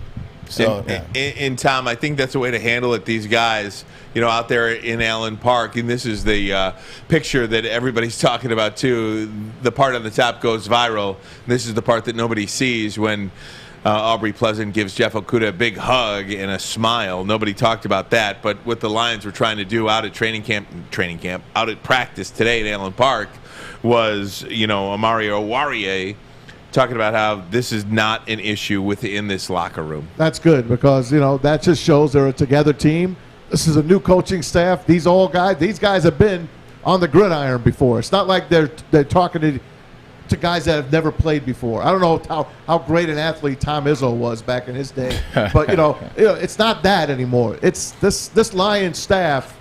It's meant to to get with these players and get on the same platform with them. I think the cool thing about it too is, Maz, and it's what you just said, and expounding on that, is these are former players. These are guys that play the position. They've done the job. They know the inner circle, the line in the locker room, how it means to be in there and get into it with guys. Like, guys get into it. Let's call a spade a spade. Like, I had many getting into it with tight ends or running backs or linemen, like in practice, in training camp, inside the locker room. I've seen fights. I've seen things of that nature.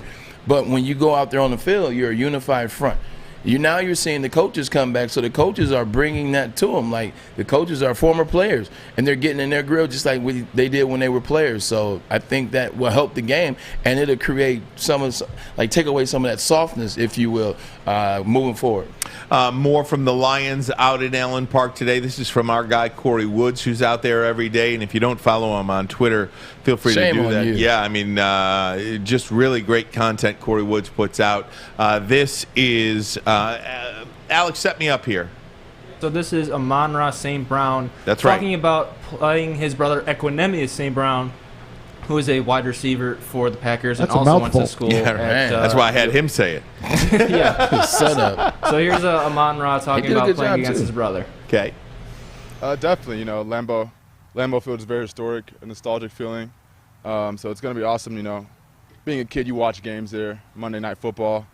You dream of playing in that game. So, finally being here, being able to play in that stadium on Monday night is going to be exciting. It's going to be fun. I've never played against my brother in anything because when you're younger and you're 3 years older, that age difference is it's a lot when you're younger. So being in our 20s now, we're finally all evened out, and it's going to be fun to finally play against him. See him on the other sideline and talk to him after the game or even before the game too. I always love when they say you get a chance to play against your brother. They play the same position. They're not playing against each other. It's like when they say TJ is playing against JJ Watts. No, they're not playing against each other. But now, with that being said, there is competition there, though. There is a level of TJ is like, I'm going to have more sacks than you, or Amon St. Brown is like, I'm going to have more receptions or yards than you. And there's some truth to that being older. Like, I'm much older than my younger brothers. My youngest brother is 23, my other brother is 26. So never in anybody's green earth did we get a chance to play against each other, but it's got to be a fun thing. Did they ever play each other? They played on the same team. Yeah, they played on the same team a couple times. Yeah. But they're 3 years apart. They're like the Browns. Right. The St. Browns, I should say. They're 3 years apart. And I think Bailey went to Chelsea. Berkeley was gone already when Bailey was at Chelsea. So that's great, man. I played on the same team as my brother one year, but never played against anybody. Even that would be cool. Yeah, that was cool. Yeah, that was cool. I only had sisters. 4 of them. 4 of them. And 3 daughters. And 3 daughters. I could imagine being your brother and playing against, same team as you at Grosse Pointe South. Oh, man. Ryan, I was Braylon. Bring me water. You should have seen me too, buddy. I never came out of the game. What number were you? 35. Oh, that's got to be retired. I can't believe it's not. I cannot believe I'll make it happen. that you could just walk in. Can you go to the bookstore at Grosse Pointe South and get a jersey? I cannot even believe you could walk into Grosse Pointe South, the equipment room, and pull number 35. Who's the head coach right now? Tim Brandon, 15 years. Come on, Tim. Oh, 15 years? He's been there for 15 years. My coach, Mike McLeod, God rest his soul, he passed many years ago. Same with me. George Sahady. Yeah, many years ago. Great man. But I'll tell you, I got, all those guys. Dan Loria, Gary Marchetti. Oh, man, some of these guys. Just some of the greatest coaches that I had. You don't even know Braylon. Oh, my God.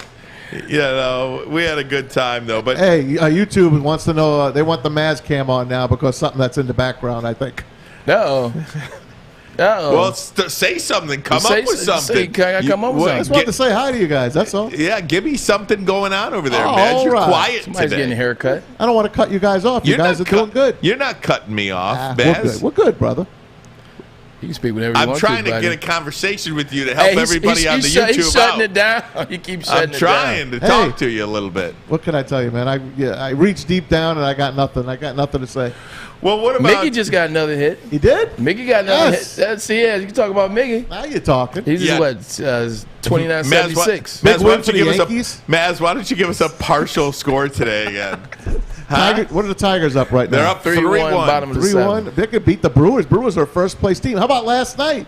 1-0 game, but went to like 1 o'clock in the morning. How in the world, in today's day and age, is there a 1-0 game in the 11th inning? Especially because once you start in the 10th inning, you figure somebody's going to score a run, right? Derek Hill with the RBI. You start at second base in extra innings. Then it's like 2 days ago, somebody scores 22 runs. Baseball is a crapshoot. The Jays. You just never know. So, guys, I got a couple of minutes here. I want to get to another Lions topic. Are you guys Lions out yet or not? But no, it's Detroit, baby. Yeah, right. This is an interesting one because if I told you, Braylon Edwards, if I asked you, what would you consider is the worst unit on the Detroit Lions football team, what would you say?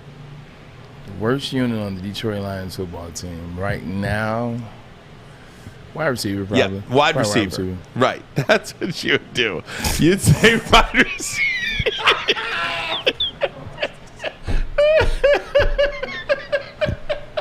Hey, how about on Michigan, too? What? Why are we laughing? I don't even know why we're laughing. I think everybody heard the whisper. I was trying to give you the answer. Wide receiver. Stop it, you guys, man. You kill me. I mean, come on. No, yeah, but definitely the wide receiver. The wide receiver position on the Detroit Lions is terrible, right? Is that including Hockenson, though, with TJ? No, I'm not. Okay, you're not including TJ Wide Hockenson. receiver. Wide receiver. They're the thinnest unit. They're the thinnest unit that they have. Well, no. See, I was going back and forth between DB and wide receiver, and you look at what Jared Goff was able to second half 300 yards. So I was going back and forth, but wide receiver. The reason I ask you the question, wide receiver. And let me put up the Sporting News tweet. I didn't even realize the Sporting News still was a publication. Is that a publication, man? I was on the cover of Sporting You don't News. see it anymore, but it's online. The Sporting News name lives on. Okay. Just like Sports Illustrated. It's Free like press. once every freaking couple of months I get one. Well, he used to play for the Cleveland Browns, and he is one of the most talented guys out there. Josh Gordon. That. Josh Gordon getting another chance. The NFL Player Association has recommended to Roger Goodell that Josh Gordon be reinstated, breaking down what would be another chance at an NFL future for the now 30-year-old receiver. And it's interesting because the guy needs a home. The Lions are terrible at the position, or lacking, if you will, wide receiver. Would you give him a shot? Yes. I say no. I would. I know people out there, and I'll go first. Go first. I'll go first. I know people out there like every time we give him a shot, he messes it up. He takes advantage of an extra chance. And you know how many times you give a guy a second chance? You can only give 1 second chance, and he's had, 4. But he's dealt with a lot. He's admitted a lot every time he's done the work. He's gone to rehab. He's gone to counseling. He's talked about his anxiety, depression, and mental issue disorder or mental health disorders. He's talked about them, and he's been open about them, and he's taken the time off, and he's gone that route. And I just still can't believe he's only 30 years old. I feel like we've been hearing about Josh Gordon, good and bad, just as long as you've been hearing about, Calvin Johnson. They seem like similar age, but 30 years old, that guy is put together. He's always been, I think, like the most put together wide receiver just in terms of the way God made him. Like, he's special. He's a talent. He's still 30. He's gone through the steps yet again, and we need a wide receiver. Take a chance. What's the worst that can happen? So I say no, not for any of those reasons that you gave. I definitely believe Josh Gordon. I don't care if this is a 6th chance for Josh Gordon. I believe that once you pay your freight, when you do your penance, by all means, I'll welcome you back. But I don't believe this is a good fit for the Detroit Lions, because if you're the Lions organization, what is your goal this year? In my opinion, your goal this year is to see what players on this year's squad could help you in the future. It's to make a determination on everybody on your roster who is going to help you become a playoff team and become a championship team. And I definitely hate saying this because it's pro sports and it is all about wins and losses. But to me, this year's team for the Detroit Lions is not about how many games are you going to win. It's what pieces do you have moving forward, and how can you accumulate more talent to be that championship team that you so desperately want to be. I don't think Josh Gordon does that for you. He's a 30-year-old wide receiver. In no way, shape, or form would he be part of this team's future when they're ready to be a championship team. That is why I think every roster spot that this team has should go to a guy that you're trying to evaluate to see if he can be on your team when you do get good. Yeah. That's why I don't think Josh Gordon fits this team. He's a freak of nature, and he's missed a lot of football, which means he's saved a lot of years. So that 30 can be deceiving. That 30 is more like in terms of actual usage, poor choice of words. But actual usage for him, probably 26. He might be -4 in the usage just in terms of the games that he's missed. Freak of nature, the guy can play, and we need him. Like, obviously, you don't want to rate this season on wins and losses, but the goal is to win games. And if you have an individual that can help you win games and that can help you teach other guys around or be a part of something special, why not go after him and give him a shot and see what it can do? I think there's a conversation. At least they need to bring him in and see where his mind is at. I think at least you bring him in, you work him out, you talk to him, you see where his mind is at. I think at the least you owe yourself that much as the Detroit Lions to do that. Fair enough. Now, if you do that and you just don't see it, be it his workout wasn't up to par, be it he looked like he had lost a step, or you didn't like the interview. The interview, it just didn't seem like he was genuine. It didn't seem like he's out of the dark or he's out of the shadows. Now he's all the way fully into the light. If you see that, then, hey, make the decision that, you know what, appreciate you coming out, but we're just not going to go in the direction of you. You guys made both. You guys did both. Perfectly said. Perfect. You had me sold. Now when I heard Braylon, he had me sold. Now I think as a Lions fan, I put my Lions fan hat on, and I'd love to see him here, just because I just want to see us do well. I think he would be a weapon here. What the heck? Give Jared Goff someone to throw to. Give Jared Goff a veteran. Yeah, this guy was a freak of nature. He's built like DK Metcalf, maybe a little bit less, but he's built like him. This was the number one guy. Everyone always wanted this guy. The minute he'd be back on, the NFL would put him back and reinstate him. Every team would probably have a waiver claim up on him. Seattle gave him a couple of chances. I wouldn't mind seeing him here. I don't think he's coming. Maybe Green Bay. And also, this past year, he played in that fan-only league we talked about last week, the fan league, where they would call plays through the internet. I think that it was on Twitch. My brother actually played in the league, played in the championship. His team lost the championship. Josh Gordon was on the team with Manziel, and I just saw him, and he still is in shape. He still can run. He made a big catch on his first play, and it was, I say that to say this. He's gone all the way from NFL caliber to fan-only league, which I think that league is going to take off, by the way, on Twitch, to that, and now he's getting another chance. I think you'll see some hunger. I think you'll see someone that started, was at the bottom, and then went to the top, and then went to the... What does Drake say? Started at the bottom, now we're here. Started from the bottom, now we're here. I just think it's different bottoms. I know my Drake. There's a bottom when you're waiting to be reinstated in the NFL. There's a bottom when it happens again and again. But there's another bottom when you go from that to now you're playing in a league that, might not be as, it's not comparable to the NFL. I think that's a bottom for him that he wants to rectify, and if given a chance, Yeah, I think he's got a lot of gas left in the tank. It'll be curious to see where he ends up. I mean, he could obviously be used here in Detroit. I'm just not sure it's the right fit, because I just don't know if, would you rather, does Josh Gordon help you go 4-13, or would you rather be 2-15?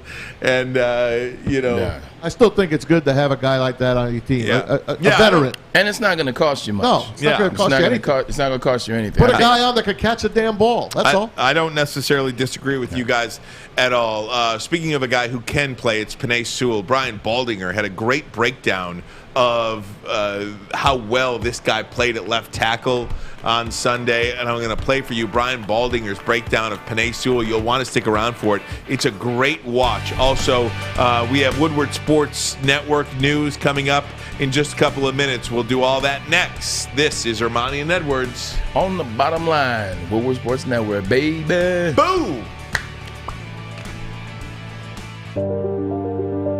I'm looking to bring on another HVAC tech right now. We are recruiting 5 to 10 techs a month. We're looking to grow and expand. Every new tech we hire is from Northwestern Tech. The hands-on training is fantastic. They're always my first call. We love hiring Northwestern Tech grads. They come out trained and ready to work. Our program is only 10 and a half months, and our next classes are starting soon. So why wait? I'm looking to hire a graduate of Northwestern Tech. Northwestern Tech. Northwestern Tech. Northwestern Tech.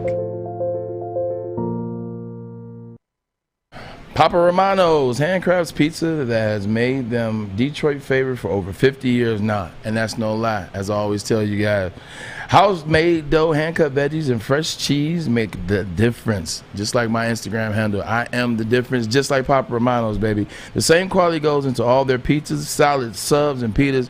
The subs are very underrated. Very, very, very fresh lettuce, toppings. Oh, mwah. Order now at paparomano's.com. Opa!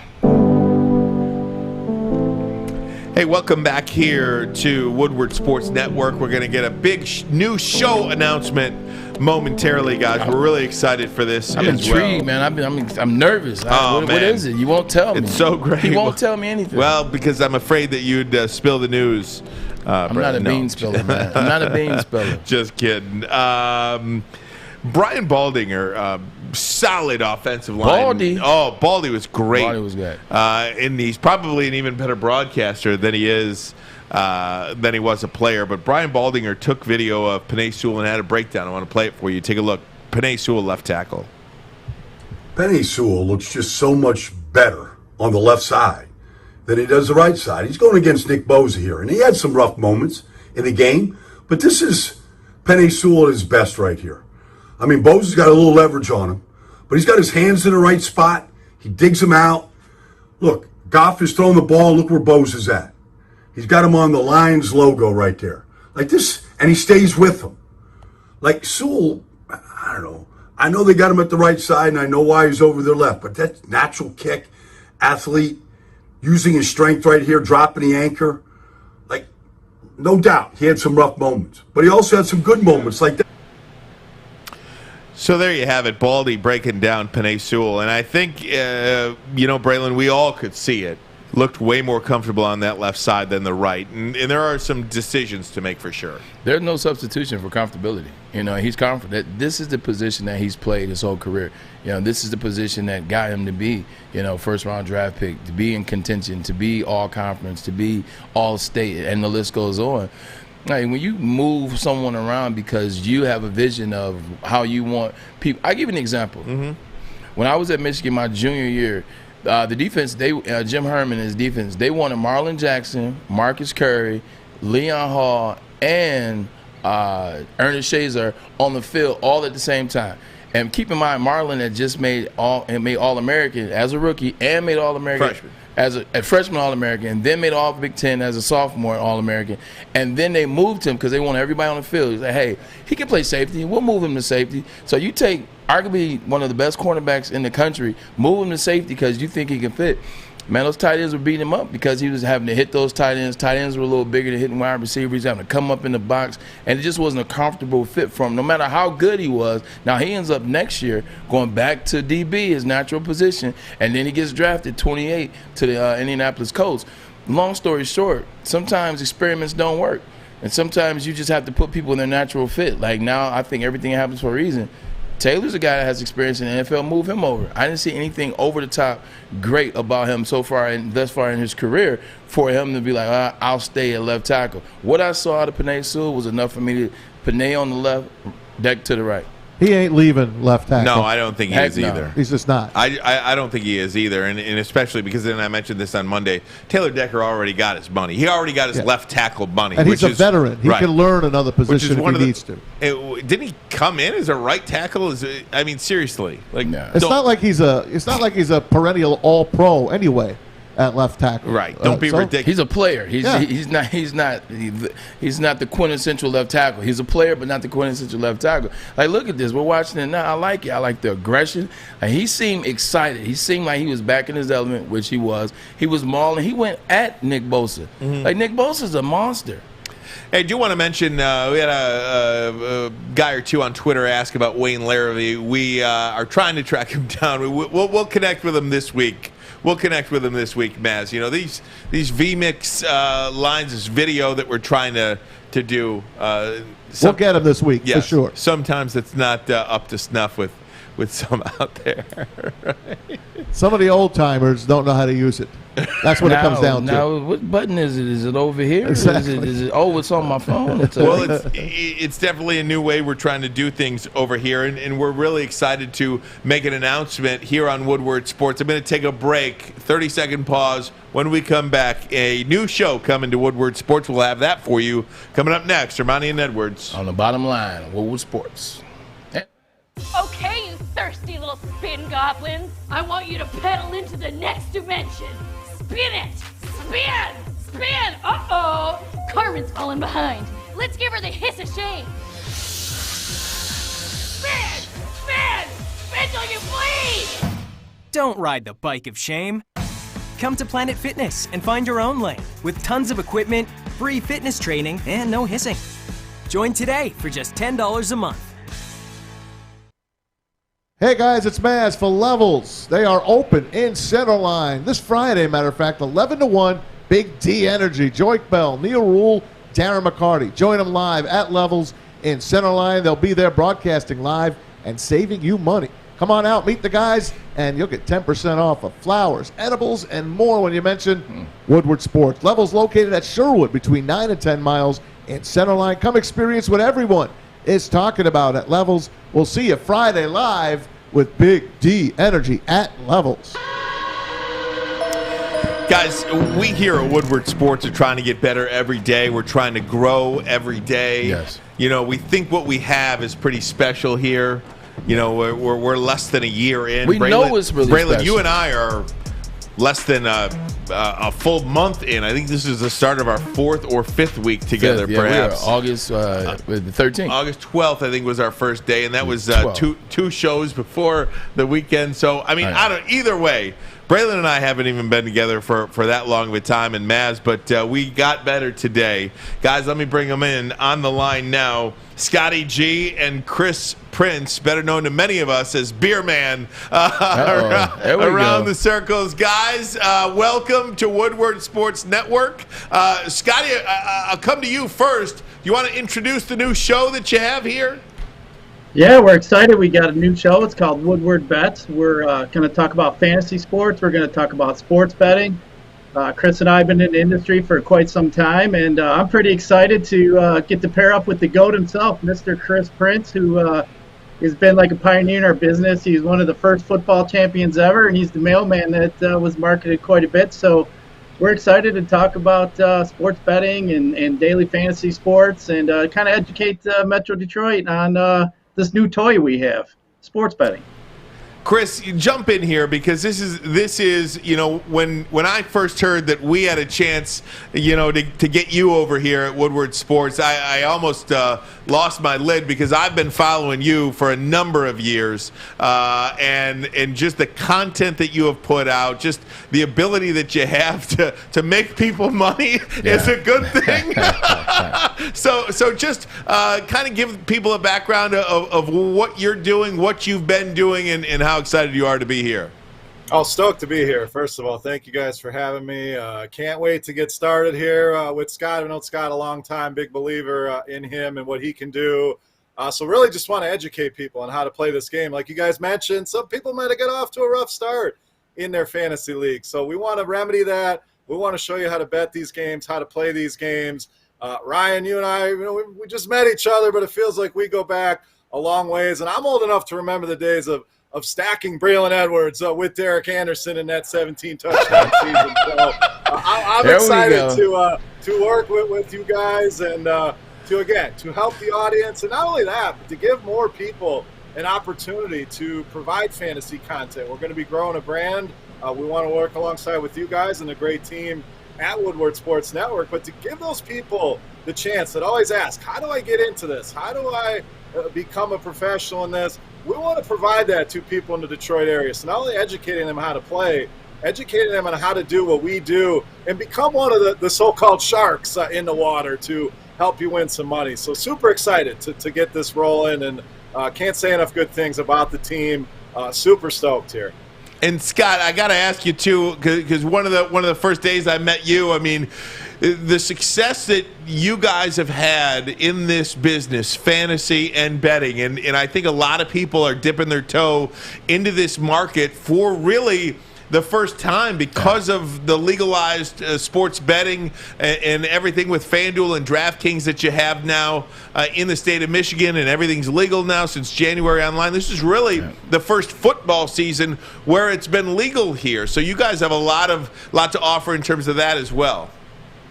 Absolutely. I mean, fantasy sports has been very, very good to me. I can probably say the same for Chris, but for me personally, I mean, I've been to the Playboy Mansion a couple times for some of the live events with FanDuel. I've been to Los Angeles, Chicago. I've been playing for about 10 years now on the platform, and I want to say I'm probably getting close to the $2 million mark in career winnings. That doesn't mean, necessarily I won it all at once, but we all have our hot streaks, but I've had a lot of fun with it. The daily fantasy sport community is just a tight-knit group. We're all buddies, even though we compete against each other. It's been a lot of fun. It was basically a hobby that turned into a passion that basically now has kind of turned into a career for me. So just like Chris said, everybody's got to start somewhere. I started. I worked with a company, Run Pure Sports, and Chris is with a company, DFS Landscape Roto Grinders. So we've been in the business of quite a while here, and like Chris said, we just want to bring that knowledge to Metro Detroit and kind of teach people how to play DFS and in sports bet and what to look for and stuff like that. So we're really excited to get started. Hey, Scotty, you had me you were at the Playboy Club, at the Playboy Mansion. I've been there. Well, I've been there too. Yeah, man. I'll tell you what, that was really interesting. I guess they sold the Playboy Mansion a few years ago, but that was really a destination that most of the live events were at the Playboy Mansion. So I actually got to go twice, and it was quite the experience. I'm sure as time goes on, we'll get to talk about that. But that was just quite an experience that I'll never forget. And all my older relatives, all the older guys, they're quite jealous. I say that I got to go there. So the younger crowd, maybe not so much, but the old guys, they're always excited. Woodward Bets coming to Woodward Sports here, and Beer, I gotta get to you here because when I first met you in the office a couple of weeks ago, it did feel like I've known you for my whole life because I've been following you since the first time I started playing DFS, and tell us your story because I can't remember if it was a 60 Minutes or if it was an HBO Real Sports. You were featured on one of these programs, and correct me which one it was, but you were featured when DFS really started taking off and giving people a sense of what DFS was and fantasy sports was, and that you could make an awful lot of money doing it. Yeah, I got in early. I started way back in the beginning days, 2009, 2010. No one had ever really heard of it. Everyone was still playing their season-long leagues with their buddies, and just kind of came across it and saw an ad and said, this looks fun, and put more time into it and met the right people along the way. I had some good connections and had some success early on and was able to build off of that, and eventually became the 2011 FanDuel Fantasy Football Champion. And it's really when it started to explode downstream, 2011, 2012, and so forth. So glad to be a pioneer. The show you mentioned was ESPN Outside the Lines. Outside the Lines, yes. Was really surreal to have them, come to the house and set up all these basically taking over the house for a day with cameras and people, and Darren Rovell was there. So that was definitely a big point in my life. And then just building upon that and really giving back to the community is something I'm all about.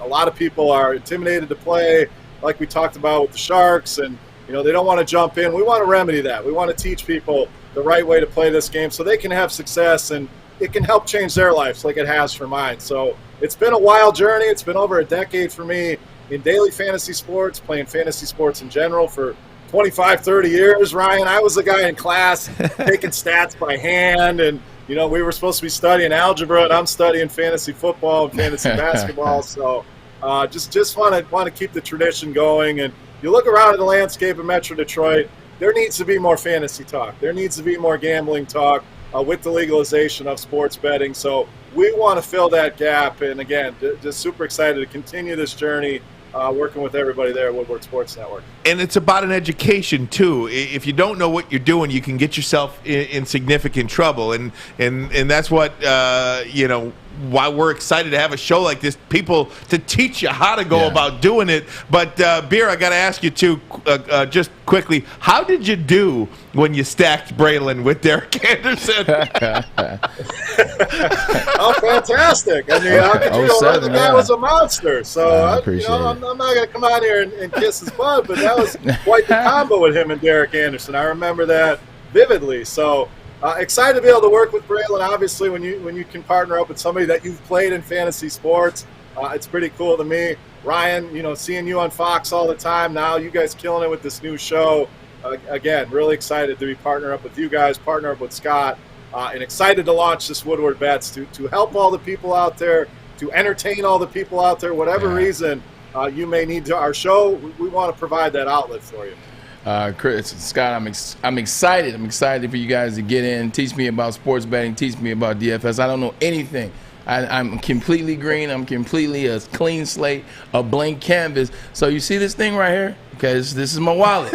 This is my wallet. I need you guys to look good and hard. I work hard for my money. I need you guys to show me how to make some more. Why don't you give me that wallet, Brett?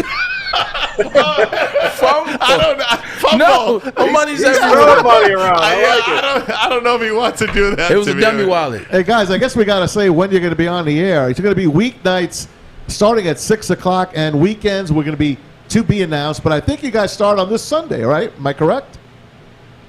Yeah, that's what we were talking about. Was hopefully trying to get something out maybe this Sunday to kick it off. So. Sunday's a great day, obviously, with the NFL starting up, at 1 o'clock that day. So we're going to hope to get on mid-morning. We're just trying to get all the nuts and bolts put together behind the scenes and get everything all lined up. But I think we're pretty close, so we're pretty excited. And I think Sunday is our target date. So and what we plan on doing, too, is we're also going to try to build a website as well. So you're going to be able to go on there. We're going to hopefully try to get like a Discord where we're going to get a lot of smart different type people here in the Metro Detroit. I mean, with some of these fantasy sites that I've been a part of, Discord is such a really cool thing when you can get your own community talking about different, angles or aspects that could help you in your decision making for the day. But so we're really excited. We're going to build it. We're going to, like Chris said, we're going to be looking for some help along the way. I specialize in certain sports, so does Chris. So we're going to have a little holes to fill, but we're going to build us a hell of a team, and we're going to have a lot of fun, and we're going to help Metro Detroit win some money. Scott, I can't wait to talk to you when you get in, because for those who don't know, which is most people, there's two different type of parties at the Playboy Mansion. There's the one for events like at ESPN, the ESPY Awards every year. I would go out there, and I was excited my very first time going, and you're like, oh man, it's the Playboy Mansion. It's health. It's everything I've seen in movies and read in magazines, and you go there, and it's a beautiful home. It's a beautiful party. It's a great setup, and celebrities there, but it's just that. It's just a party. It's an event. And then there are the other parties. So you and I talk about that and figure that out. I want to talk about the other parties. Amen. I think it was a mixture of both. We were there for 6 hours, and every 2 hours they had a new group of girls coming in, and as later as the night went on, they got a little bit skimpier with the clothes and a little bit looser with the conversation. So it was pretty fun, though. I can't complain. I love it. I absolutely love it. Gentlemen, we can't thank you enough for hopping on with us. We look forward to working with you both, and we're really excited. We're going to shoot for this Sunday for the first Woodward Bet show, and otherwise it'll be weeknights at 6 o'clock here on Woodward Sports. Woodward Bets, the great beer man, the great Scotty G. All right. Yes, welcome. Let's do this, fellas. Thank you, guys. Thank you. Don't lose no money. We'll see you soon, boys. Anytime. You guys got a chair. Chip in a chair anytime over here. Thanks, guys. We'll see you. And we'll be right back. This is Armani and Edwards. On the bottom line, Woodward Sports Network, baby. Would you like to win a custom-built chopper while helping our veterans at the same time? Then watch as we turn this bike into a one-of-a-kind classic chopper. Watch the Call Sam Chopper Shop on our social media channels and get your raffle ticket today at callsam.com/chopper shop. Make sure you download the Woodward Sports app in the App Store and the Google Play Store today. Take Woodward Sports with you wherever you go and listen live on your phone or mobile device. Hey, gang, it's Maz for BetQL. Want to get an advantage on your sports book? Of course you do. That's why you're going to watch our new show, of course, Woodward Bets. You also need to download BetQL. You can do it right now. The only app you'll need to make smart bets. BetQL's best bet computer model scans over 350,000 unique bets per year and also gives you the best recommendation and tells you why you should play that game. Plus, their platform's got all the data and analytics you'll ever need, better than your own betting research. Head on right now to the App Store or Google Play Store. Download BetQL to get started. And at checkout, make sure you download and the discount code WSN to get 25% off any of their subscription offerings. It's BetQL. Go get it. We'll get to our bottom line videos of the day momentarily, but I want to get a thought on Matthew Stafford from you, Braylon Edwards, out yesterday. I just want to pull this up. Matthew Stafford had a perfect quarterback rating in Week 1 in a win against the Bears. Matthew Stafford won the NFC Offensive Player of the Week for his first game with the LA Rams. He did that once in 12 years with the Detroit Lions. I didn't believe that when I saw that. Like I'm just thinking of Stafford. Stafford's had some big games in terms stat-wise. Stafford had some big games stat-wise. I mean, hell, he had 5,200 yards passing one season, and he had Megatron. Yeah. So to see that, it's like every time you see Stafford name, it's attached to success right now. It's attached to some win, be it the column we talk about with ESPN, be it the win of the game, and he was 20 of 26, and you see him at the Dodgers game, he was with Kershaw, so everything is attached to him. But sticking just to football, I think you're going to see more of that throughout the season because they have the run. Darrell Henderson Jr. ran the ball pretty well for them. Sony Michel's still trying to figure that out. I like Woods and Kupp. I like the things that they're doing. So you'll see some more of this. The only question I have is Chicago, we know with Dalton, they weren't that good of a team, still hung in there kind of, sort of.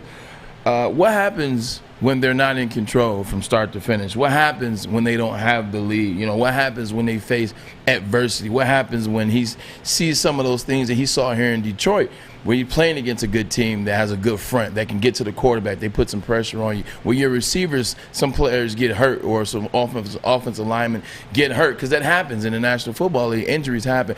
What happens in those moments? I'm happy for his success. We all knew he was going to have this success. This is not surprising. Even the 156, it's not surprising to us against the Chicago Bears. Their secondary has struggled for the last couple of years. But the interesting thing is what happens when you play those bigger and better opponents, and you don't have the league, and you're not in control. What happens? Does Stafford kind of resort back to some of the things that he did here in Detroit, or does he just stay in what he's doing? Is he rocking? Is he rolling? Is the air better out there? You know what everybody around the NFL is doing with Matthew Stafford right now? Lathering him up, baby. Lathering him up, baby. Lather him up. Lather him up.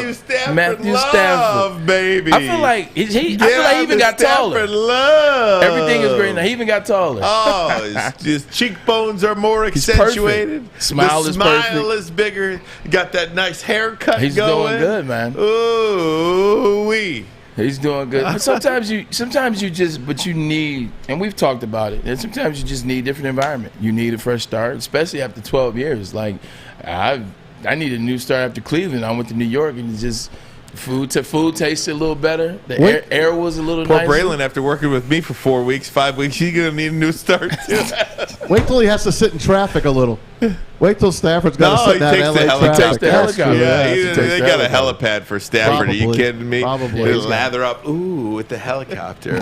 Bottom line video of the daytime, Maz. You're up. All right. This one's for my man, Braylon. Just a picture. Uh-oh. I want to show you a little picture here, Bray. What you got? This was your guy. You won this award, if I'm not mistaken. Fred Biletnikoff. That's Fred Biletnikoff dipping in that stickum with Cliff Branch. They made it illegal, man, Isn't after that something? Their DB had Lester Hayes. Lester Hayes had 15 interceptions. He put it all over his body, his helmet. It was everywhere. It just looked god awful. Look at that I stickum. saw a picture of Lester Hayes. Hey, we were talking about Charlie Fry and Braylon getting into it on the sidelines back in the day. How about we didn't get into it? Well, it was misconception. Misconception, but this Braylon wasn't. grabbing Charlie. This looks like Braylon. This looks like Braylon and Charlie got along pretty well with this. Oh, this is the mate. I knew it. I can't hear it. Well, it's got no audio, but we'll see if you're watching on Twitter. What do you describe this, Braylon? So we did, we did a McDonald's commercial. Burger King was I get there none it that is. matter. Did you see that Braylon? We pull basically up? were just having fun, you know what I'm saying? And I was a McDonald's athlete, and they said they wanted to bring in Charlie Fry because his name was Charlie Fry, and they could sell the fry, the package, a thing like that. So the corny line that you couldn't hear was, I said, let me get a. When I said, let me get a double quarter pounder with cheese, and they said, would you like a fry with that? I said, no, I already have one. And I looked at Charlie, and it was god awful corny. That's so That was great. so cool. Did you see that? Did you see that car he pulled up in with the Braylon as the license plate? So that was not my Hummer. That was not my license plate. That was a shoot rental, if you would. That was a set rental. Dude, like, you've done more cool things in your life than like anybody does in an entire lifetime. I'm lucky. Yeah, I'm blessed. I got crazy. great parents. Did you get unlimited McDonald's, by the way? No, I'm not Chad Johnson. The football Chad Johnson, not our Chad. That's all he eats. Yeah, that's what he ate. Really? That's all he eats. Breakfast, like lunch, dinner. I didn't know that. Yep, that's how he got ready for his games. And he was like an Adonis. He's still in shape. I mean, it's what you put into your body, like, it affects you. But if you're operating and he works out like daily, mad. But so it was a fun commercial. We had a lot of fun doing it, and just wish our connection on the field it worked as good. Better, just as good off the field. Hey, Maz, what happened today on this day in 1987? Well, we're going to take it back, and this goes with Braylon as well. A guy he played golf with yesterday is involved heavily in this next video. Canada winning the Canada Cup against Russia. Check it out. Listen to Dan Kelly with the call. Now you have to control it. Chuck wins it in. Here's Lemieux poking at the center. Lemieux ahead to Gretzky. Has Murphy with him on a 2-on-1 to Lemieux. And on goal. He shoots. He scores! Mario Lemieux with 1:26 remaining.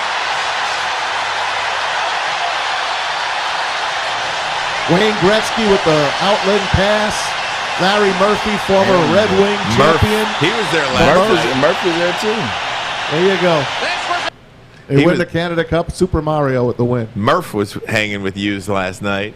I didn't go last night. Or yesterday, that's what I meant. If I would have hung out downtown with those guys, I would have missed work. This is more important. Hey, on the first Stanley Cup that they won in '97, Murph sent me out to get him beers from the ice. Really? And bring it back to the thing. That's my claim to fame. I brought him some Budweisers. He wanted some Buds. That's fantastic. Hey, before we get to this last video, I want to make mention that the Detroit Tigers do hang on. They win 4-1. They beat the Milwaukee Brewers. Their 70th win of the season for the Detroit Tigers. Over. That's something we can talk about tomorrow, too, because I do think that's a really good mark. And you look at what they're doing against these really good teams in Major League Baseball. We'll talk about that tomorrow. And another hit or two, I think, for Miguel Cabrera. One hit. So we'll catch you up on that as well. Away. And a guy that turned 60 years old today, one of the greatest quarterbacks to never win a Super Bowl, was in it when he was a young man. It's happy 60th to Dan Marino. I knew it. Check this out. What? What was that? Can I see that again? Backspin. He threw it behind his back. Ready? Oh my gosh. You got Dan has to tell Mahomes, hey, I've been doing this for a long time. Look at that AstroTurf at Ralph Wilson Stadium. That's why all those guys walk like that now. Yeah, I know. Playing on cement. Dan Marino, man. What a stunt. I was never a Dan Marino guy, ever, at any point in my life. Should have been a New York Jet. They passed on him. They took Browning Nagel. Excuse me, the kid from Cal, Ken. Stabler? No. Stabler. Doesn't matter. Ken O'Brien. Ken O'Brien. They took Ken O'Brien, and the Dolphins ran up. They're like, Dan Marino. Yeah, Dan, that was because of the alleged smoke thing or something. Yeah. The guy was alleged smoking on the one of the recruiting trips. Like smoking cigarettes? No, he wasn't smoking cigarettes. Oh.